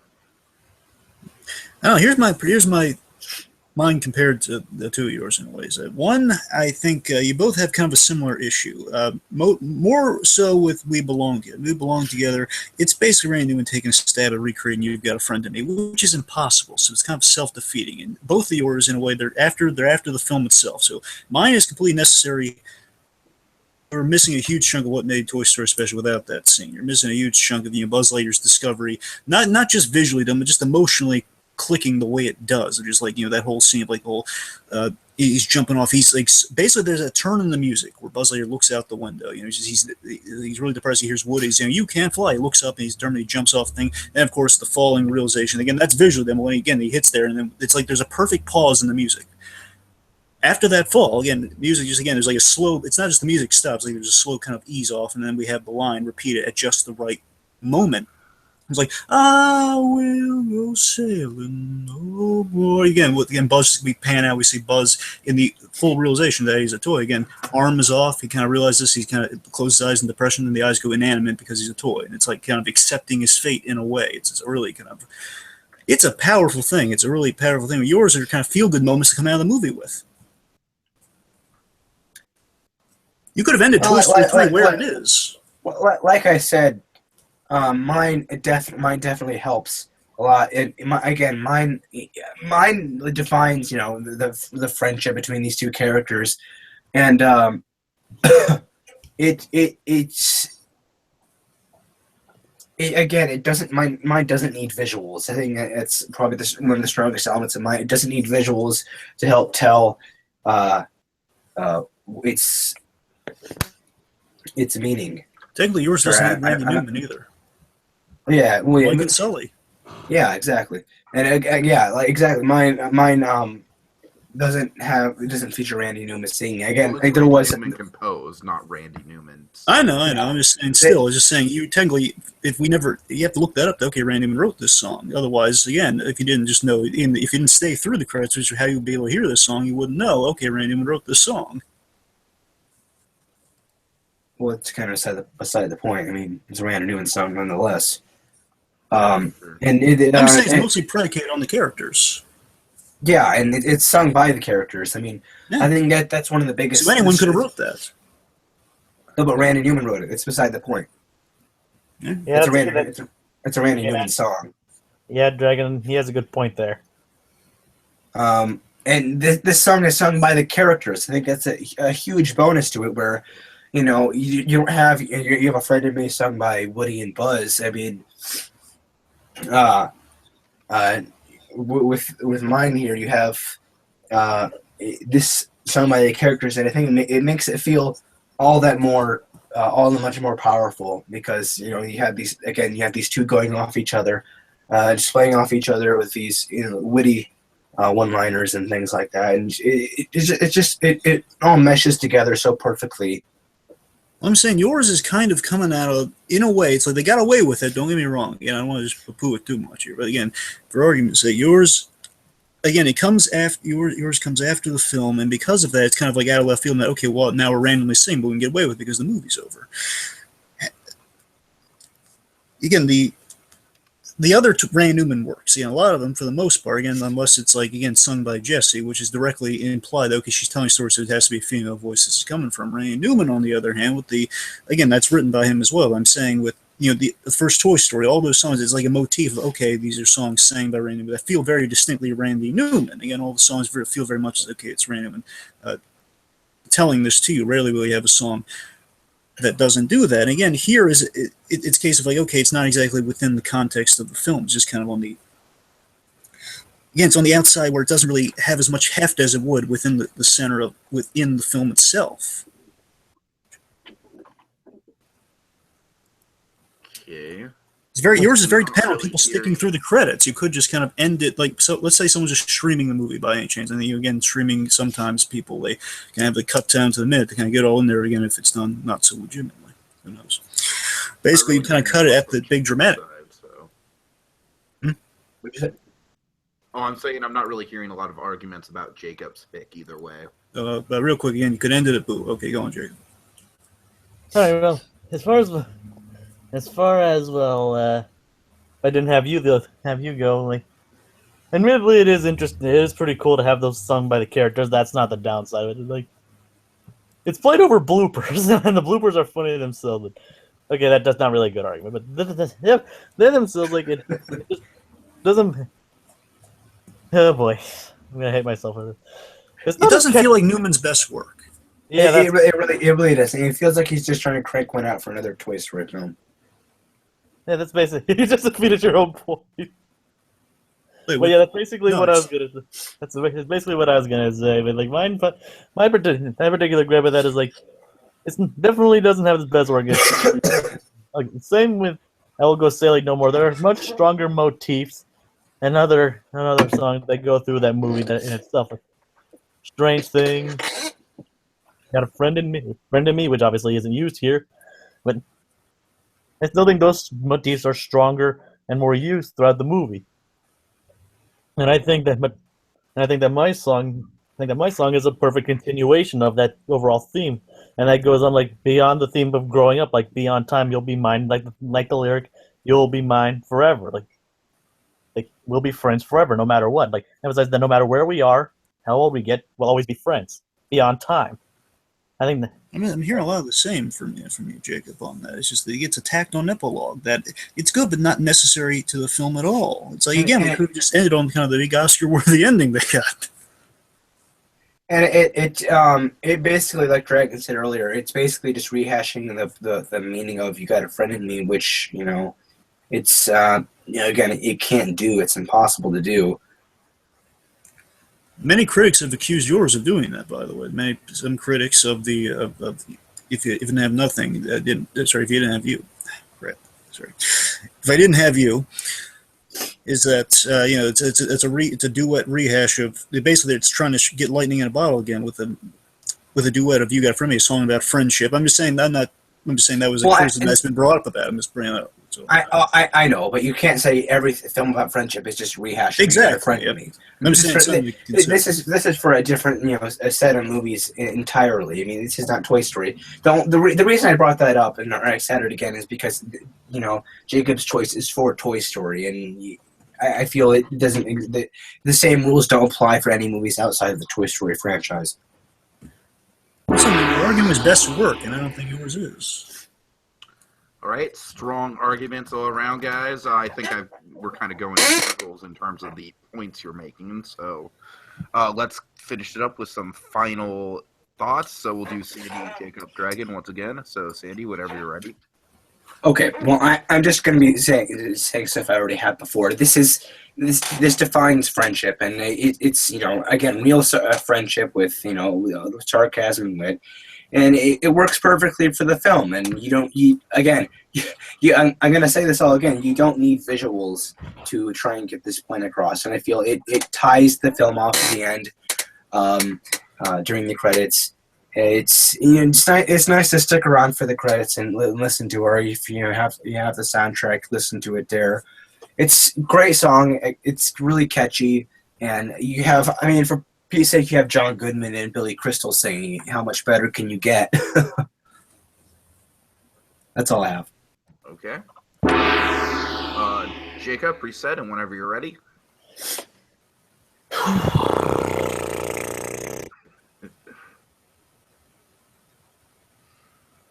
I don't think the fact that mine's an end credits song really defeats it. Really defeats its purpose. I mean, it starts at it doesn't really defeat the purpose of it. I mean, it doesn't. I still think if I didn't have you, it's still basically a worse rehash of "We Got a Friend in Me." While I'll go say No More, like I said, there are stronger motifs to that movie, and it's not really one of the more memorable songs throughout the movie. It's more memorable visually than it is lyrically. Worse emotionally. Sorry. Emotionally. My song, however, works somewhat with the guns. Like it's a happy, upbeat song. Like it does like basically also a continuation of that, but it also sets itself apart from You Got a Friend in Me. Like it's lyrically different. It's tonally different. It sounds just more upbeat. It's fun. All around a good song. Right. And Dragon, whenever you're ready.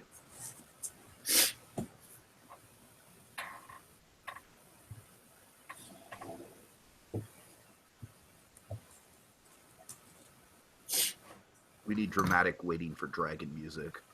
Dun, dun, dun, dun, dun, dun, dun, dun, dun, dun. All right. Let the man think.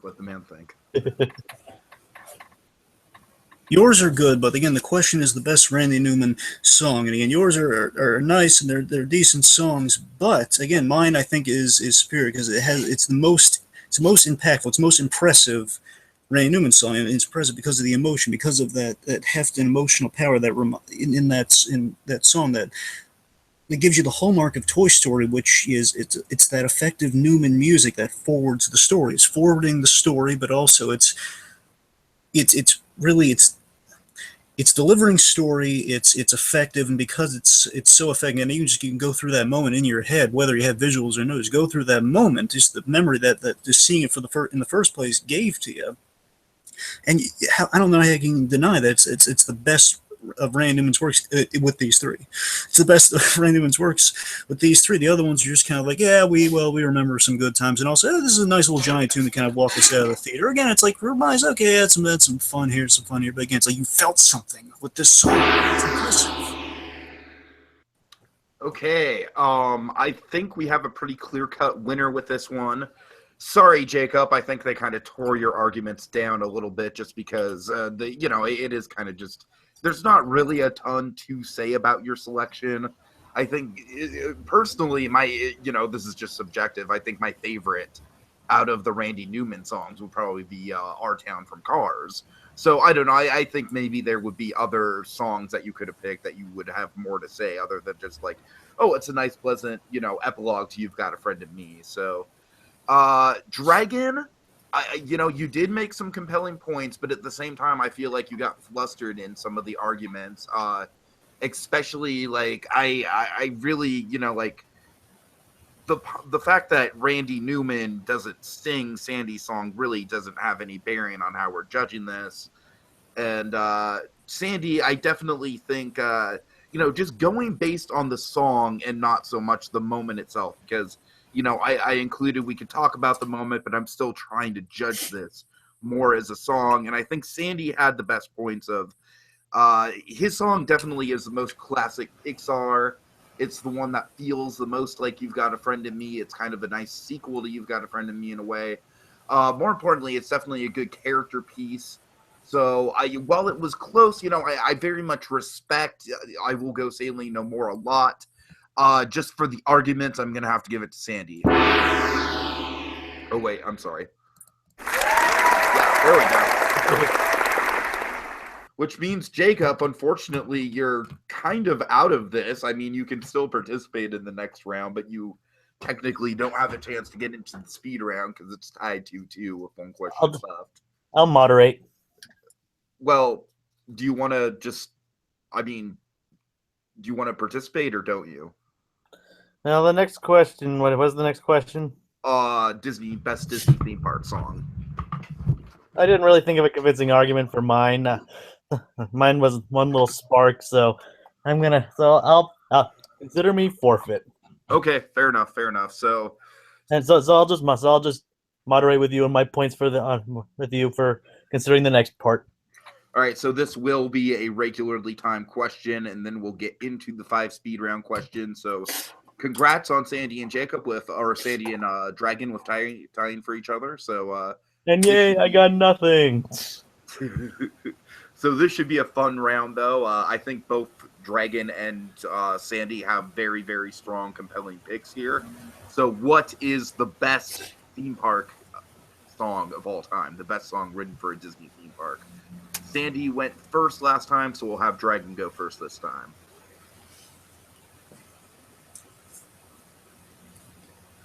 Oh, sorry, don't start yet. I accidentally hit the button. Sorry. That's all good. My song, there's a great big beautiful tomorrow by the Sherman Brothers. There's a song that debuted the World's Fair and helped usher in the Carousel of Progress, communicating Walt's core hopes and philosophy through the Sherman Brothers' perfectly crafted musical and lyrical magic that has inspired generations to innovate and the immortal words of Walt Disney, keep moving forward. It's a song with great purpose, represents what Disney set out to do. It puts people in a good, hopeful mood. It really does. It kind of brings out the best in people in a way, even if more so after ride kind of sticks with them, as any good ride song does. It'll kind of stick with you. It's not going to drill into your brain like it's small after all, but still, it gives you just that warm, fuzzy feeling. You know what? I feel good after that, right? I can maybe do some stuff, Kind of gives you kind of a sense for the future in a vague way. It's kind of sticking with you in the ways Walt intended any of the rides to stick with you. You have a good feeling that might carry you to do some good things in the world. Who knows? Okay, Sandy, whenever you're ready. All right, I chose the Haunted Mansion theme. I think this is definitely the best peak, simply because you can change it into so many different formats and it fits wonderfully wherever you put it. You have the foyer piece, then it turns into the ballroom music, then it turns into this upbeat, lively swing for the graveyard. But at the same time, it never feels out of place. It's just the same music throughout the entire ride, but you can't even tell unless you really pay careful attention to it. It's wonderful artistic detail there. It can be very unsettling, but can also be fun, just like the mansion, of course. Fun and scary. Buddy Baker hit the nail on the head when creating, and I don't think there are any other Disney rides that did what the Haunted Mansion has done as far as the music goes. That's it? Yeah, that's it. All right, Grim Grinning Ghost versus Great Big Beautiful Tomorrow. Find out, guys. Okay, well, Dragon, the thing I have with yours is, it's just basically the same thing, Great Big Beautiful Tomorrow. That's basically all there is to the song. Where, you have, basically, with the Haunted Mansion theme, you have 3 different songs, all of which are classic Disney pieces. And they're wonderfully made. I mean, again, Buddy Baker did a wonderful job making these, and I feel that it holds up a lot stronger. I think if you were to play this for play the Haunted Mansion theme for someone, they would recognize it instantly. Whereas Great Big Beautiful Tomorrow, I think they might question a little bit on where that exactly is from. Well, with yours, I mean, you're arguing kind of like the sectioning off of the song. I mean, it's just something that's built into every ride. You know, they kind of have sections of song that kind of after a while, again, because it's kind of hard to tell because you're in a ride and sometimes you have a cart behind you, so it's going to hear the same music over again, depending on how that goes. But you can't just every song is sectioned off already. But I'm saying, like, if you listen to either song, Green Green Ghost or It's Great Big Beautiful Tomorrow, like on like YouTube or something, if you just listen to the music, again, you kind of like a full thing there and some variations. You got more depth in there, so it's not just like, again, it's not just a single line repeating for like each writer. It's that's kind of inexperienced. We're kind of talking about the song in general, so it's. I know I'm not limiting myself to just to Grim Grinning Ghost. I'm talking about the whole foyer and ballroom and Grim Grinning Ghost. It's all that's the thing. It's kind of hard to get into the semantics. Because technically, I don't know. I thought if we're arguing a song that kind of begins where the dialogue starts, but I mean, it's kind of score mixed in with that. It's kind of hard to kind of separate that. Yeah, Sandy. I mean, I'm gonna have to jump in. Technically, the argument is best song. So I'd rather you kind of stick with just Grim Grinning Ghost for the sake of the argument. I just assumed it was song. Just to be fair to Dragon. Yeah, I mean, you guys already know that like how it works and everything. So I'm fine with that. Okay. All right. So anyway, here's my issue with comparing Tomorrow to Green Grinning Ghost. I might just refer to it as Tomorrow as kind of shorthanded. So. Yeah. I think yours kind of limits the writer's interpretation and imagination to an extent, mostly interpretation.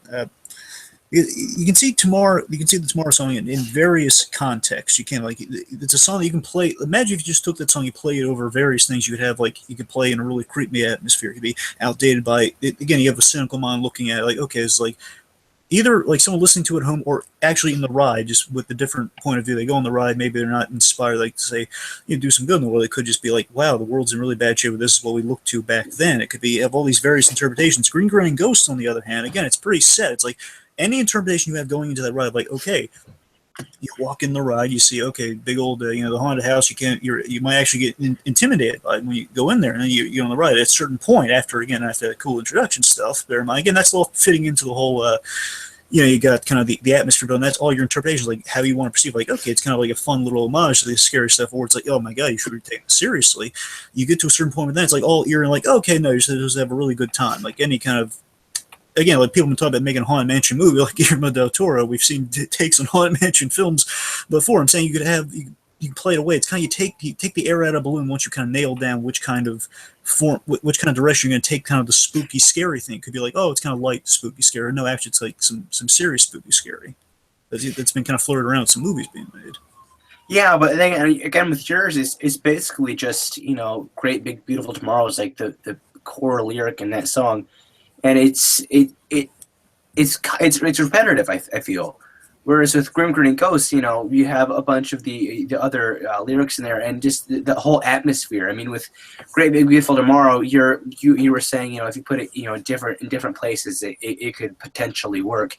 With Grim Grinning Ghost, it fits wonderfully in the graveyard. It's that nice swing. You have all the ghosts, but at the same time, there's that eerie vibe to it. You're getting surrounded by all these phantoms and specters, and all the bus singing this wonderful piece. It really adds to the whole spectrum and scale of what the experience. Yeah, I think whether it's on the ride or you're listening to it on YouTube or wherever. Well, here's the thing. I don't think. Let me give you an example. Okay.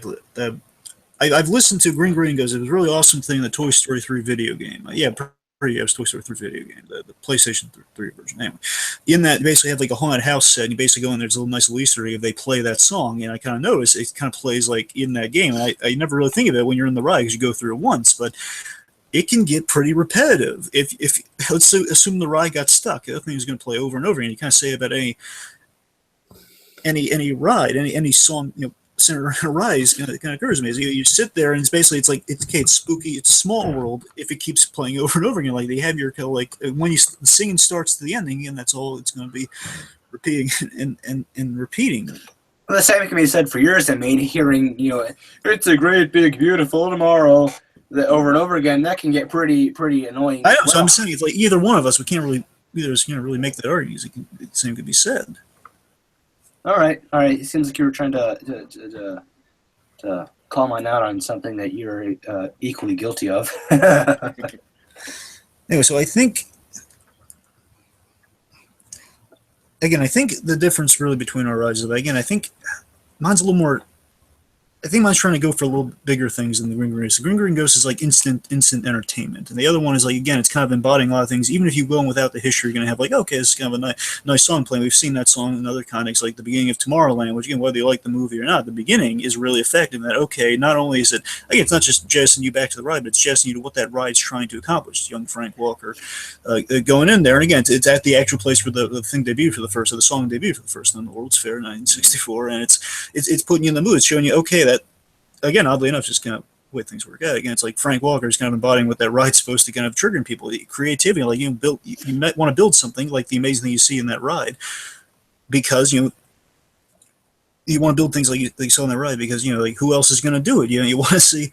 It's like we live in a world where anything's possible. You're the only kind of thing that's a limitation, and the ride has lyrics that kind of go through that. Again, I think it's effective. Again, if you break down that, you have. That I think just the Green Ghost is like kind of fun, ghostly themed lines versus something's kind of going for something a little bigger. Yeah, I get what you're saying, but again, the rides in the I guess for lack of a better term, stories behind the different scenes and rides is completely different. I mean, you have one haunted house and you have one, I guess, Tomorrowland ride, and the songs are different and the rides are different. Hence, the songs are going to be very drastically different. And I think for what mine. The song, the ride the song is written for, I think it pulls it off really well. Again, just to bring back up the fact that it's basically one song morphed into 3 different pieces throughout the entire ride. I think but all of those. What you're saying? Sorry. Go ahead. I was going to say all those. I'm sorry. Do you want to finish it on me? Oh no, that's it. Sorry. Yeah, the thing with your 3 parts or no, it's that yours is still imprinting. Mine's like challenging the rider. It's more immersive though. It's like challenging the rider, anyone who's listening to it. I mean, it's challenging. Hey, come up with an idea. It's come up with the music. It's putting you in that kind of that headset of like, hey, why don't you innovate? You see, like don't think of like what bad things happen tomorrow. Think of what good things going to happen tomorrow. And whether you buy into that or not, again, that's kind of how you personally are shaped. But still, that's again, I think that's a little more.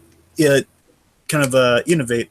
I want to say Imagineer, but I don't know how to turn to a verb necessarily that's going to be fitting to this conversation. But, it's kind of it's inventive. It's pushing it the next step in a way. Like, okay, let's have a ride that kind of let's have a ride that not just presents like kind of what the ride's about. Let's just have something that presents what the ride's about, which is the overtime. You have technological things, you get the audio, animatronics, all that stuff. Yeah.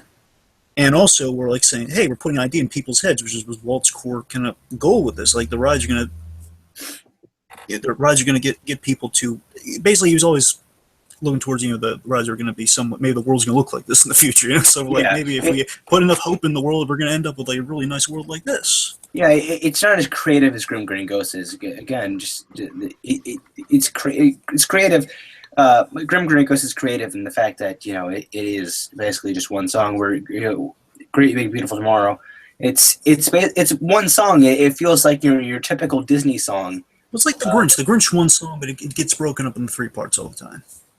Yeah, but it's a different situation where it's the same thing. Whereas with Grim Grinning Ghost, it's you're able to add different tones to each variation of it.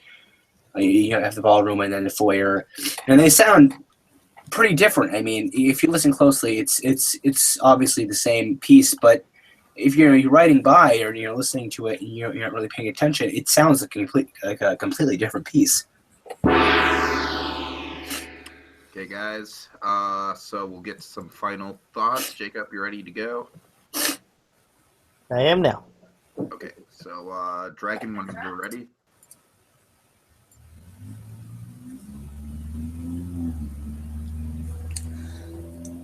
Tomorrow gives you a feeling that you can make a difference in the world, and that we live in unpredictable times. Which, believe me, nowadays it's more than ever. Good or bad, the interpretation doesn't lessen the enjoyment of the historic and groundbreaking ride with a song that helps it remain enduring the way it is today. Again, we're seeing it pop up in places, and again, you can play it over anything. You're going to have like a reaction. It's going to raise some eyebrows. People haven't heard this before, like, wow, there's something really there. It's not just saying like, okay, it's kind of ingrained. Like, Grim Grim Ghost hasn't changed. I mean, there are different versions of Tomorrowland. People are already singing it. Again, it's kind of communicating. There are different interpretations of this. Again, it's challenging people even in song versus just kind of the song lumped in with the ride. Again, like Jess Harnell sings a version, I believe, at the one of the current iterations of it. You have like the Rex Leonard, Rex something version, which I believe is in Tomorrowland. Sure. So again, it's very diverse, and it allows people to kind of put their own stamp on it, which I think makes it more special than Grim Grim Gross. As fun as it is, again, I think it's kind of a little cut above it because of that. A little bit. Okay. Jacob, reset. Sandy, whenever you're ready.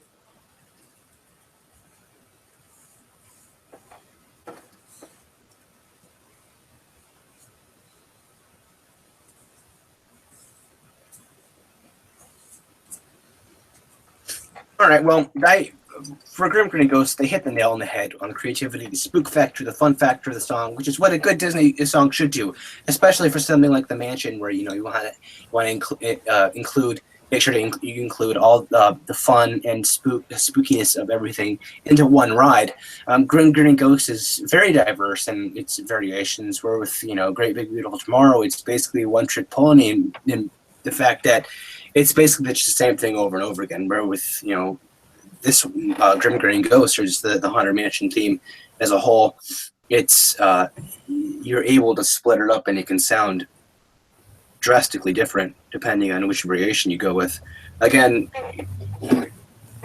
with Great Big Beautiful Tomorrow, it's one trick pony in the fact that it's basically just one straight rhythm the entire time.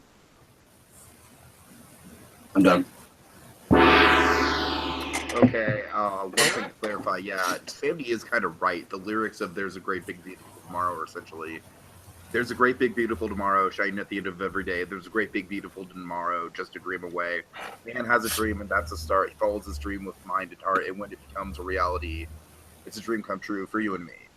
That's literally the whole song, and then it just keeps repeating itself. You're looking at it right now, aren't you? No, I literally have it memorized. But,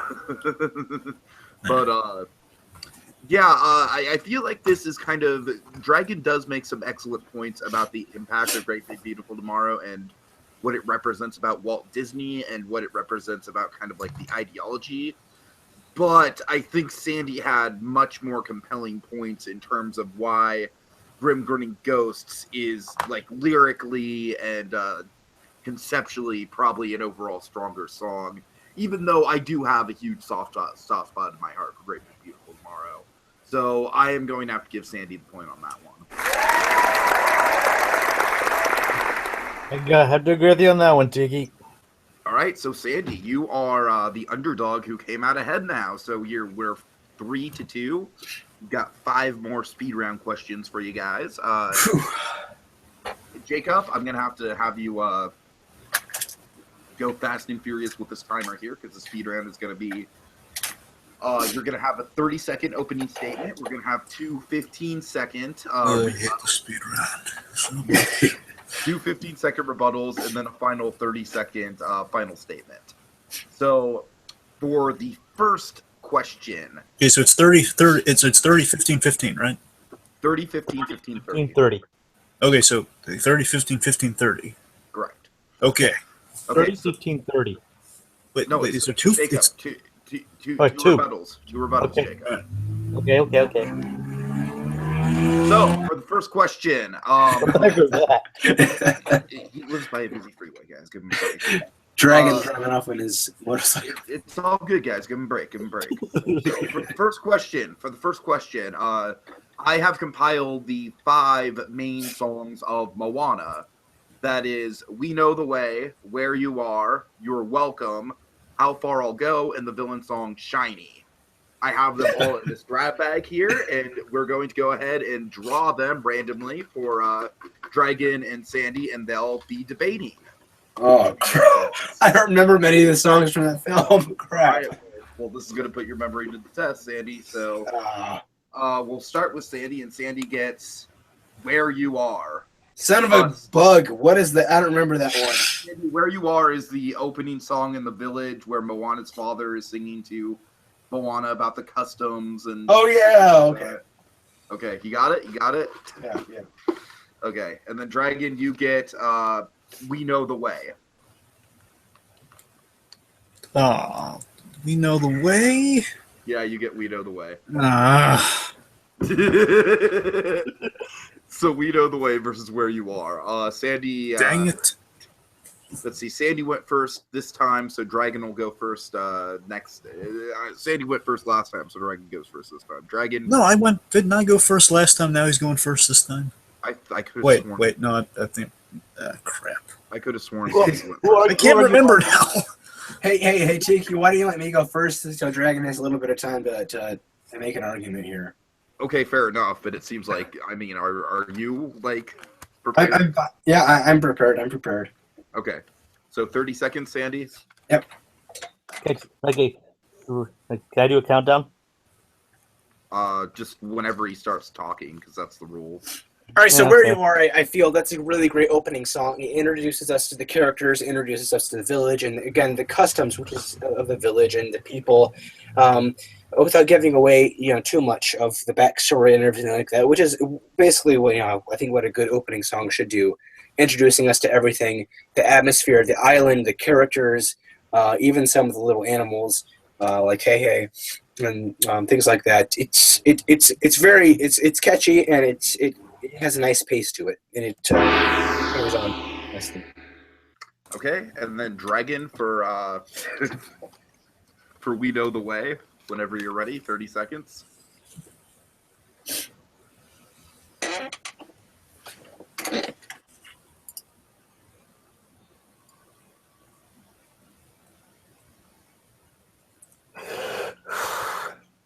We Know the Way is utilized as a theme very well. It's kind of pulled in the right places. It was really hyped up in the advertising. We Know the Way. It's kind of like their, it's kind of plays kind of as their runner through the whole film. And again, it's kind of pulled interesting moments. Of course, it's at the I don't want to spoil anything either. It's kind of, let's just say it's around the end. It's kind of it's kind of sandwiched in there at just the right place. Kind of a little bit at the beginning, the end. It's it's effective in just like communicating a big plot device of like the whole the boats and sailing. Okay, rebuttal one. Tell me why your choice is better than the other choice. Starting with Sandy, you've got 15 seconds whenever you start talking. All right, so Where You Are, I think, is better than We Know the Way, just because it introduces us to the characters where Dragons. It doesn't really. It's basically just a song about the movie. Where You Are, it tells us about the characters and the village and all the atmosphere. Okay, Dragon, 15 seconds whenever you're ready.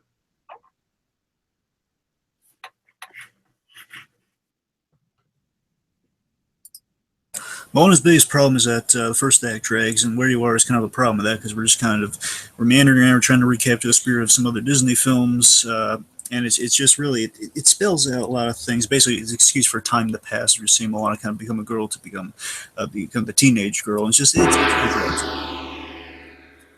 Okay, rebuttal number 2, Sandy, whenever you're ready, 15 seconds.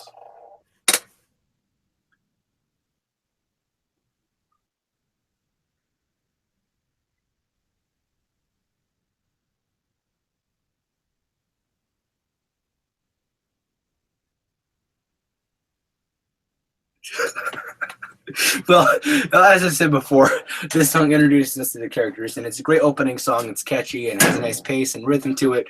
Gosh, what else is there to say? We Know the Way is basically just a song about the movie and doesn't really give us any information. Okay. Yeah. Time for Dragon's second rebuttal. No, Dragon. Oh yeah, you're right. Dragon second rebuttal. Yeah. Wait, Dragon, did you already do a second rebuttal? No, Tiki, I haven't done the second rebuttal Okay, yet. I'm sorry. Go ahead.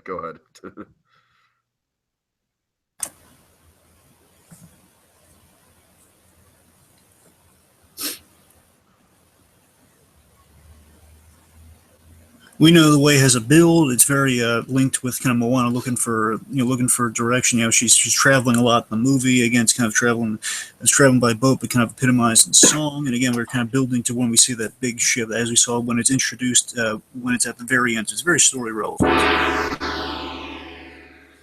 Okay, last final argument. Tile your points together. Sandy. Oh, come on. Another one? 30 seconds.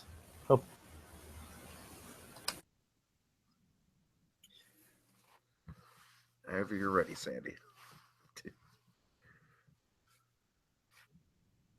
Oh, but fingers. Well, again, there's not really much else to say. It introduces us to the world, and it introduces us to all the characters, and it's a great opening song. You can hear it on its own. It's great. It's a great catchy piece. It's a staple of what an opening number should be.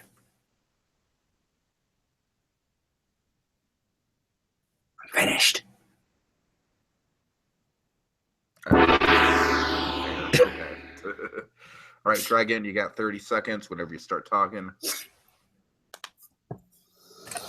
Where you are kind of handicaps the movie because it's not effective at what it's trying to do, which slows down the film. We know the way, whether you like it or not. It's going to be jammed in your mind being so catchy because it's on all the trailers. It's kind of as a catchy theme. We know the way. It's Hawaiian. It gets some the Polynesian speak, and then you get we know the way. So again, it's going to be jammed in your mind over and over again, whether you've seen it or not. It's just on the advertising. So it's more memorable than the other one, I will say. And again, another one, story problems versus something that is kind of plot relevant. So. Yeah, I think my choice is because it's stronger. I think. Okay. Oh, yes. I thought that at first Sandy was really coming out of the gate swinging, but Sandy, unfortunately, you were just kind of struggling with things to even fill out your arguments with. I know. That's my weakness, isn't it? Yeah, and for that reason, Jacob, I'm sure you probably agree with me. I'd probably give the point to Dragon on this one. As much as I do prefer... Hey, Jacob, I can pay you, man. I can pay you. As much as I do prefer the song, I do have to admit, in some places, Dragon made a better argument, but near the end... Yeah, I like the arguments Dragon made about how it does kind of slow down the pace a little bit in the film, and also how We Know the Way is kind of like the overall soundtrack of the movie. If I could give my honest opinion here, I'd have to go with Dragons too, quite honestly. And you cycled, and you did recycle a lot of your arguments, especially near the end, so... I know. There's 3 rebuttals, though. What am I supposed to do?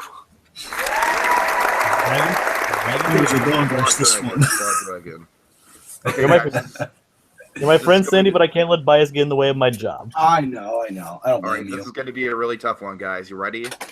It's going to be the soundtrack bargain bin. All right? The soundtrack bargain bin. Are you ready? But do you have them, or are you going to see an image? No, I'm just going to tell you what they are. Oh, that's less interesting. Okay. So what would you're in the, let's say you're in the hypothetical record store that doesn't exist anymore, and you see the Home on the Range soundtrack or the Brother Bear soundtrack. Which one do you buy?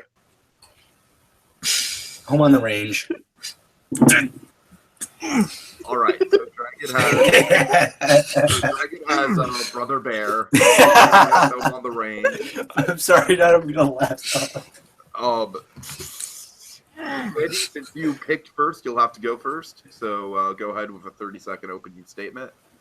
Okay. It is, all right, 1 second. We're tied 3-3 right now. So crap, that's not the movie I was thinking of. I thought this is the movie with the cat and the 2 dogs. Nope. What? Yeah, crap. The cat and the 2 dogs? I was thinking. Homer, Homer. That's what I was thinking of. Oh, crap! I've never even seen Bar Cow movie. I've never even seen this movie. What am I? What? Bet you wish that you had that Happy Meal toy now, don't you? You're gonna have to debate it, Sandy.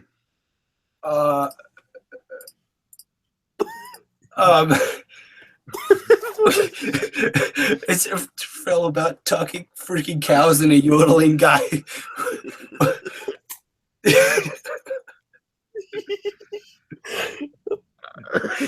And a big fat rabbit with a peg leg. What?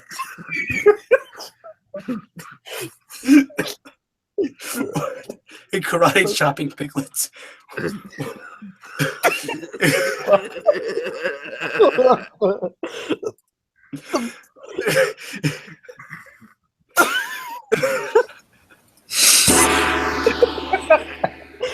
That was the most compelling opening I've ever heard. I don't care that I lost that one because I had a much better time laughing myself. Okay, are we gonna continue with this? Are we gonna like try and take this? Jacob, go ahead and reset. We'll give Dragon his 30 seconds, I guess.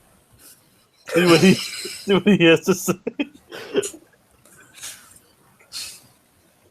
All right, Dragon, whenever you're ready.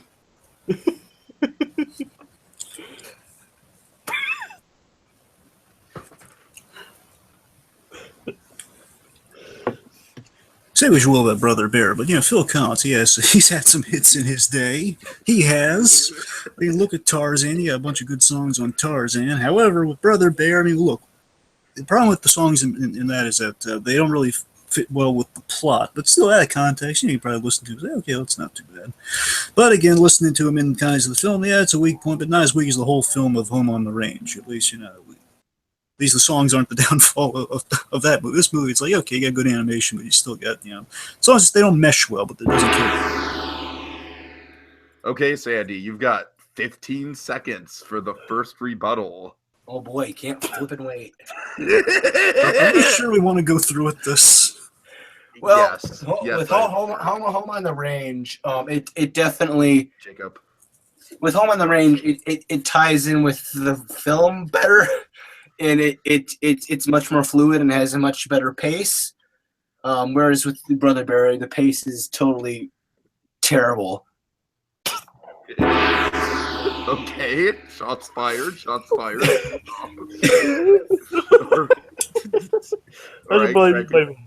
should probably mute my mic.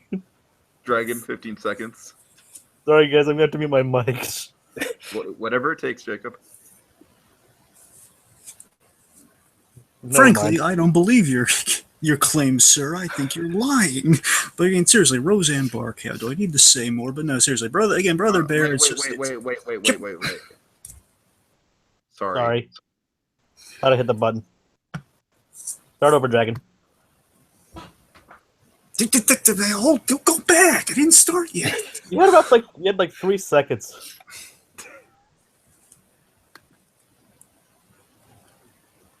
Frank, You didn't start yet. Okay. I'm sorry. It's just the fact that this is 15 seconds, so every second is kind of crucial. So. Okay, just.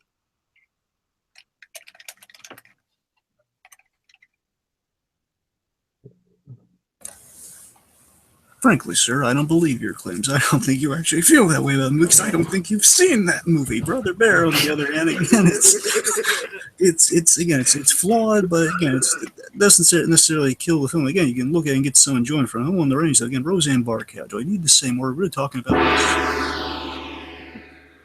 Okay, Sandy, you get another 15 seconds whenever you're ready.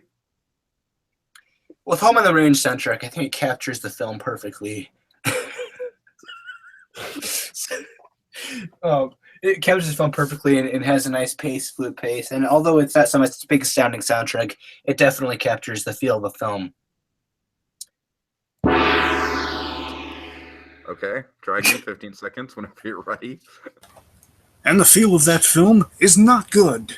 It's really not. I mean, again, Brother Bear, it's like, okay, well, they tried. Yeah, they tried. We had Canadian Moose. It's kind of a weird one, but hey, it's like one for the books, am I right? Aside from, weird in that, okay, well, they tried something, and then Phil Collins kind of somewhat soured it. But Okay, so 30-second closing statement starting with Sandy. Jacob, go ahead and reset. Okay, starting with Sandy. Whenever he's ready, 30 seconds. Oh, home on the range. Where the I forgot the rest of the song. But if you like that, then you're definitely gonna like the soundtrack because it captures the beauty in the heart of it captures the beauty in the heart of the film. The film is a classic. Brother Bear sucks. That's it. Sandy, I almost want to give you points for creativity, but I've got to give it to Dragon on that. Everything I said on Home in the Range was total shot in the dark. I've never seen that movie in my life. I never will. Pretty much what I figure, but like I said, I give you points for effort. I actually had a winning statement, but I don't need it now. To Sandy's credit, I do think that the songs in Home on the Range like actually vibe better with the movie than the songs in Brother Bear do. So that is one point that he made that's accurate. But okay, so it's 5-3 right now. It's 5-3, and guys, Oh, 4-3. Wait, what? No, it's 5-3. Dragon. No, Dragon got the first two speed round questions. Dragon got it was 3-3. Wait. No, it's 3. I think No, it's 4D because Dragon got 2 the first time. I got 2. Oh, 4. Okay, you're right. 4-3. I'm sorry. My bad. Okay, let's see. So that's okay. We're good then. All right. 4-3. Yeah. Okay. What is the best Disney cartoon theme song? Oh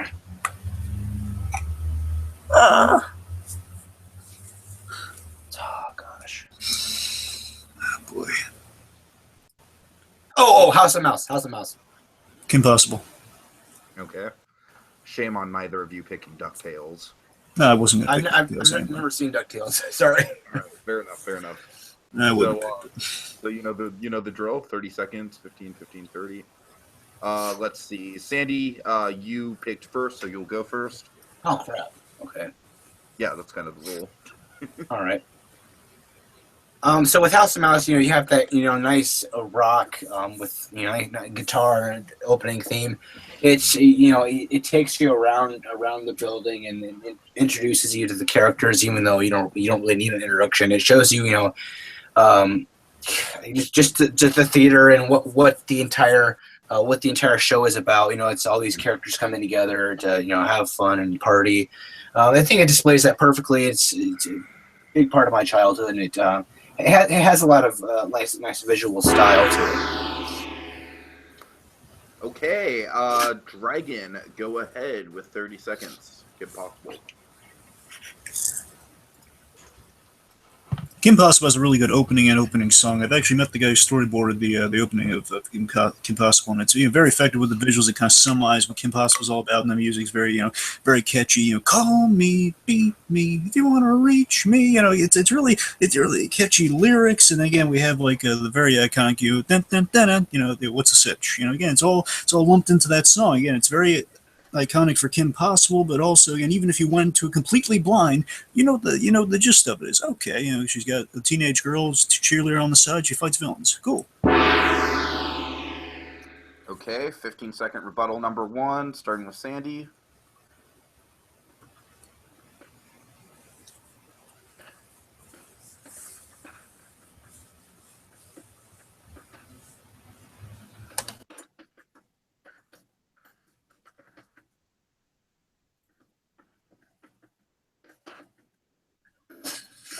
Well, it's catchy and it has some great visuals, especially in the first few seconds. They took iconic characters and did something new with them. They had them interact, which is something we rarely see. It's super catchy and it was really well done. I think the visuals especially really. Okay, Dragon's 15 seconds, starting whenever he starts.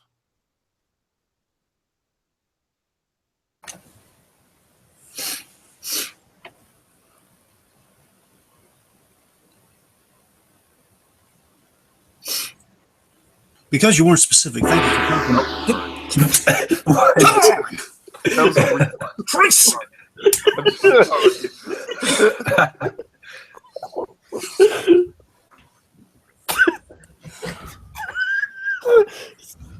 Okay, so Because you weren't specific, thank you for complimenting mine, Sandy. Mine is all of those things. And I must say again, House of Mouse. Again, I don't think it's as iconic as Kim Possible's. I mean, people still have the ringtone, like the Blockbuster Buster. Again, you get that ringtone from that opening. It's like all that. Again. Okay, Sandy, second rebuttal. Well, as I said before, they took iconic characters and did something new with them. You know, they almost never have all these characters interact in something like we got to see in the House of Mouse, and it displays that all perfectly in the theme. It's super catchy, and I'm just because Kim Possible is more popular doesn't mean it's a better theme. Okay, and then 30-second closing. Oh wait, no, I'm sorry. Second rebuttals. Right? That's What? Dragon's second rebuttal. Oh, yeah. I'm sorry. I'm terribly sorry. Okay. I know, I'm not doing well at this right now. Dragon, whenever you're ready.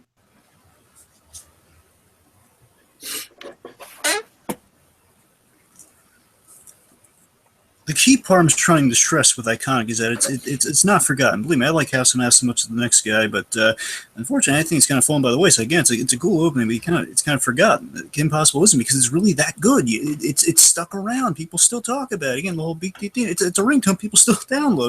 It was traction at Epcot, I think. It was traction at the World thing. about 15 seconds. Tiki, where's the gong? I'm sorry. Where's the gong, man? The gong. Dragon had 15 seconds. I was monitoring, so. Come on, man. Okay. So, closing statements. Sandy, you have 30 seconds. Okay. Not timer, Jacob. I know. It was a mistake. All right, it's all good. Sandy, 30 seconds. All right, well, just because Kim Possible is more popular for a cartoon, which I definitely give props for that. I feel that it is a much better show than House of Mouse. But we're talking about the themes here, and just because it has it's more popular doesn't mean it's better theme-wise. House of Mouse has some great visual, has nice visual aid to it, and it has a really nice catchy theme, and it has all these characters. You have Cheshire Cat interacting with the White Rabbit interacting with Daisy Duck, and just that wacky type of thing we never get to see. Okay, closing statement from Jacob. Go ahead, reset. Closing statement from closing statement from Dragon. Whenever he's ready. 30 seconds.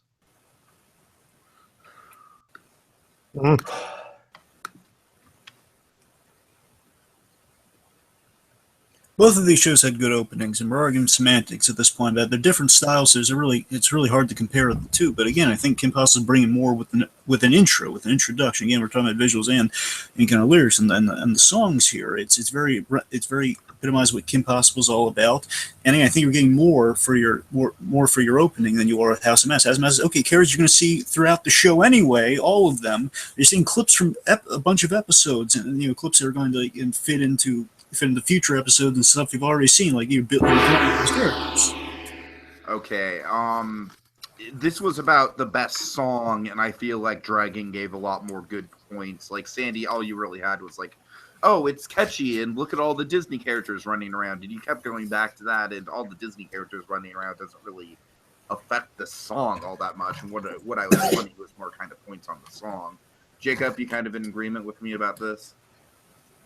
Yeah, I mean, the theme, like I said, I do like the House of Mouse theme better, but he didn't make a convincing argument to simulate that, so Dragon's point. Okay, which means it is 5-3 right now, so Sandy, you are definitely... I should point out you didn't give him his 30-second ender there, but we're moving on, so... I did. Yeah, we Are you sure about that? Yeah, we gave you 30 both seconds? Yeah. Yeah, I'm dead. This one, that was the second rebuttal. Okay.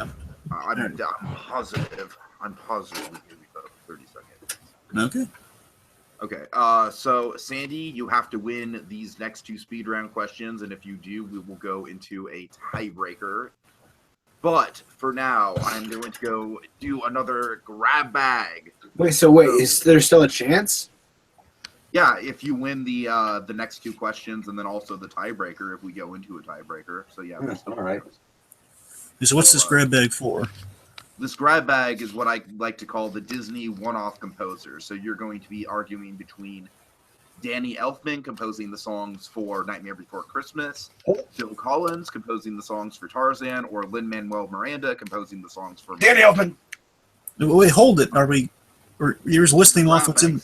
I thought we had to call him. Okay, all right. Okay, so you're. Is there any more in the bag? No, just Phil Collins, Danny Elfman, and Lin-Manuel Miranda. Okay. The console really Who's Lin-Manuel Miranda to? Like the film? Moana. Phil Collins isn't a one-off though. What? And Phil Collins isn't a one-off though. He did 2 songs. He did 2 movies. Yeah, but does anyone really give a shit about the Brother Bear soundtrack? I mean, really? Honestly, no. But let's. I'm just being brutally honest. So, all right. So I will pick first for Sandy. Come on, Danny boy. He gets Lin-Manuel Miranda. Yes. Because I did not want Lin-Manuel Miranda. Yes. Yeah. Dang And Dragon, you get Phil Collins. Yes, that was my second choice. All right. All right. So this might be a game ender right here. If Dragon gets this point, we shall see. Go back to the timer. Dragon, or I guess. Let's see. Since Dragon got the point last time, I'll have Sandy go first again. What? Come on. I thought Right, you go first. yeah, to be fair, he's gone first. He's gone first 2 times in a row. So sure, I'll give it to Dragon. Dragon, you go first.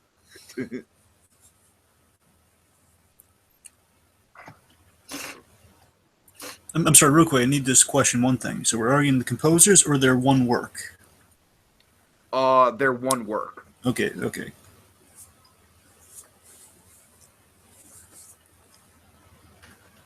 Most of the Phil Collins negativity really stems from Brother Bear. Anything they say about Tarzan's unfound. I mean, you got some good songs in there. A lot of really good songs. And the king of which would be "Strangers Like Me." You get 2 Worlds, and "Son of Man." You get a bunch of good songs that kind of play over montage. It's basically kind of ineffectual, it's not as effective version as what kind of Randy Newman did with Toy Story. You have music overlaying kind of some montage and some good stuff going on here. And again, it's effective with Tarzan. It really adds to some good character development, and you get to grow with Tarzan as he kind of learns about man and so on and so forth. Okay, Sandy, you get 30 seconds whenever you're ready. All right, Lin-Manuel Miranda, along with the other 2 guys, really blew it out of the ballpark with Moana. They really hit in that nice the nice rhythm and vibe with all the songs and the soundtrack. It wasn't distracting from the film. It accompanied it, and it complemented it very, very nicely, which is what any good soundtrack should do. And it all played in nicely with all the beautiful atmosphere and characters.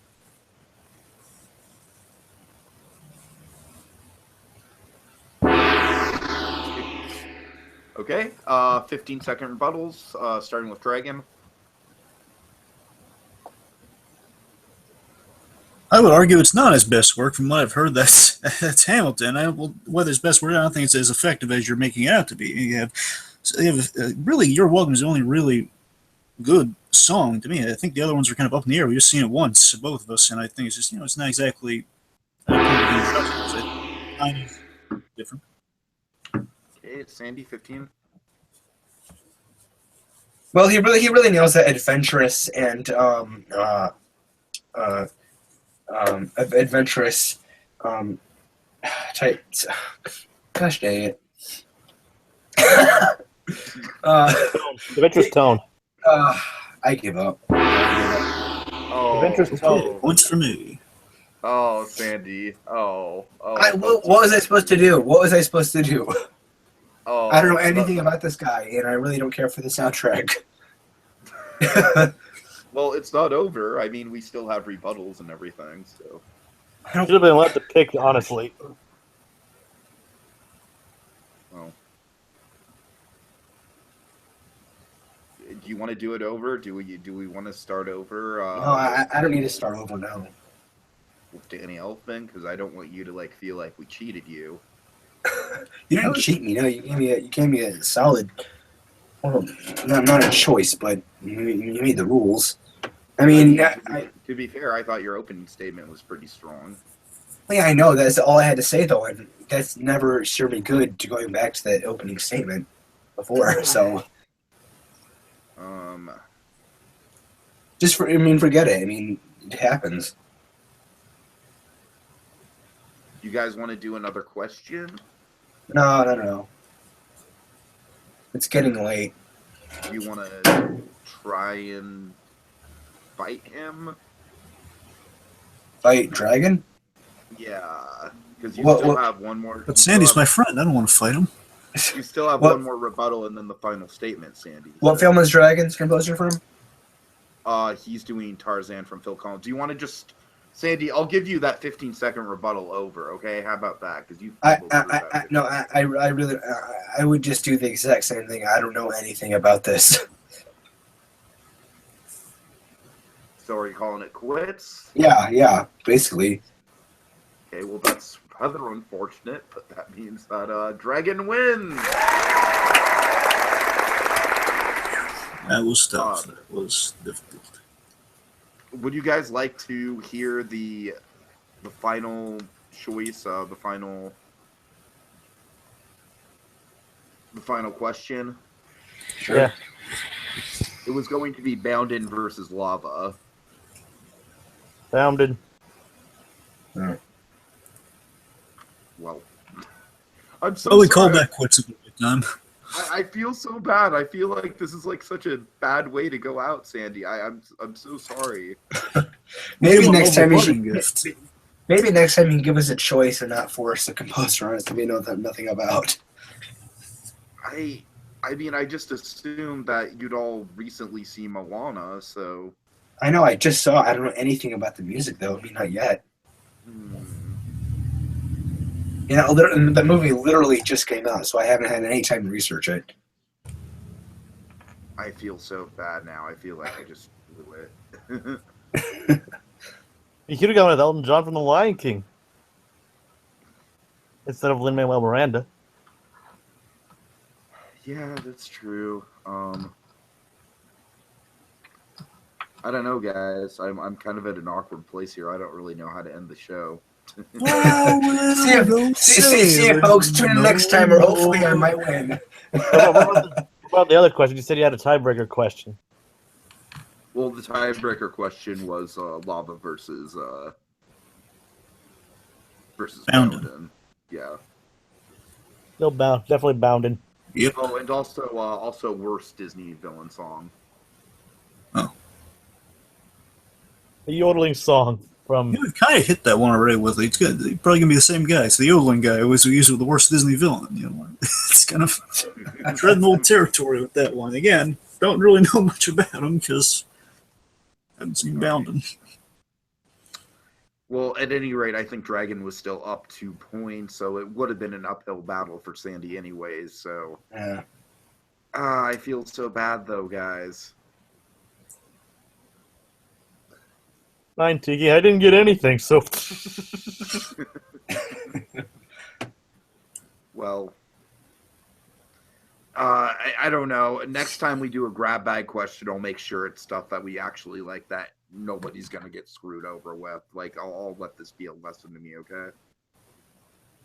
Okay. I mean, unless you guys actually, like, want to play out the Disney villain song thing. Nah. I'll take the money and run, Tiki. Let's just... Fine. So, I'm sorry, folks. I'm sorry. A very sad defeat by Sandy Claus there. Kind of got whammied out of the game right at the last second, I think. And I apologize for that, Sandy. I feel really bad. But anyways, Dragon, congratulations. You are our reigning champion once again, man. You are undefeated in Disney debates, I believe. That's not going to last. I know that much. Well, so far you're on a streak. So you. Oh no, it's going to go horribly wrong next time. You mark my words. So next time we will hopefully be putting together a Christmas-themed Disney debates for y'all. I'm not sure exactly what that's going to compose of. Best Disney Christmas special. perhaps pitch a Disney Pixar, perhaps pitch a Pixar Christmas What about- short. But let's not confirm things on the air before we figure them out. Of course. What about Best Muppets movie? What about what? Best Muppets movie. Best Muppets. Well, I want to do stuff that's exclusively Christmas, though. Oh, yeah, I guess that makes sense. Yeah. We can do like Best Muppets Christmas Carol song. Well, we'll talk about it off air, guys. So, So this wraps up an installment of Inside Baseball, the after school special. all right, folks. So, thank you for watching, and yeah, sorry that the ending didn't go as planned. I'm, lesson learned, folks. Lesson learned. So, all right, thank you, guys. See you later.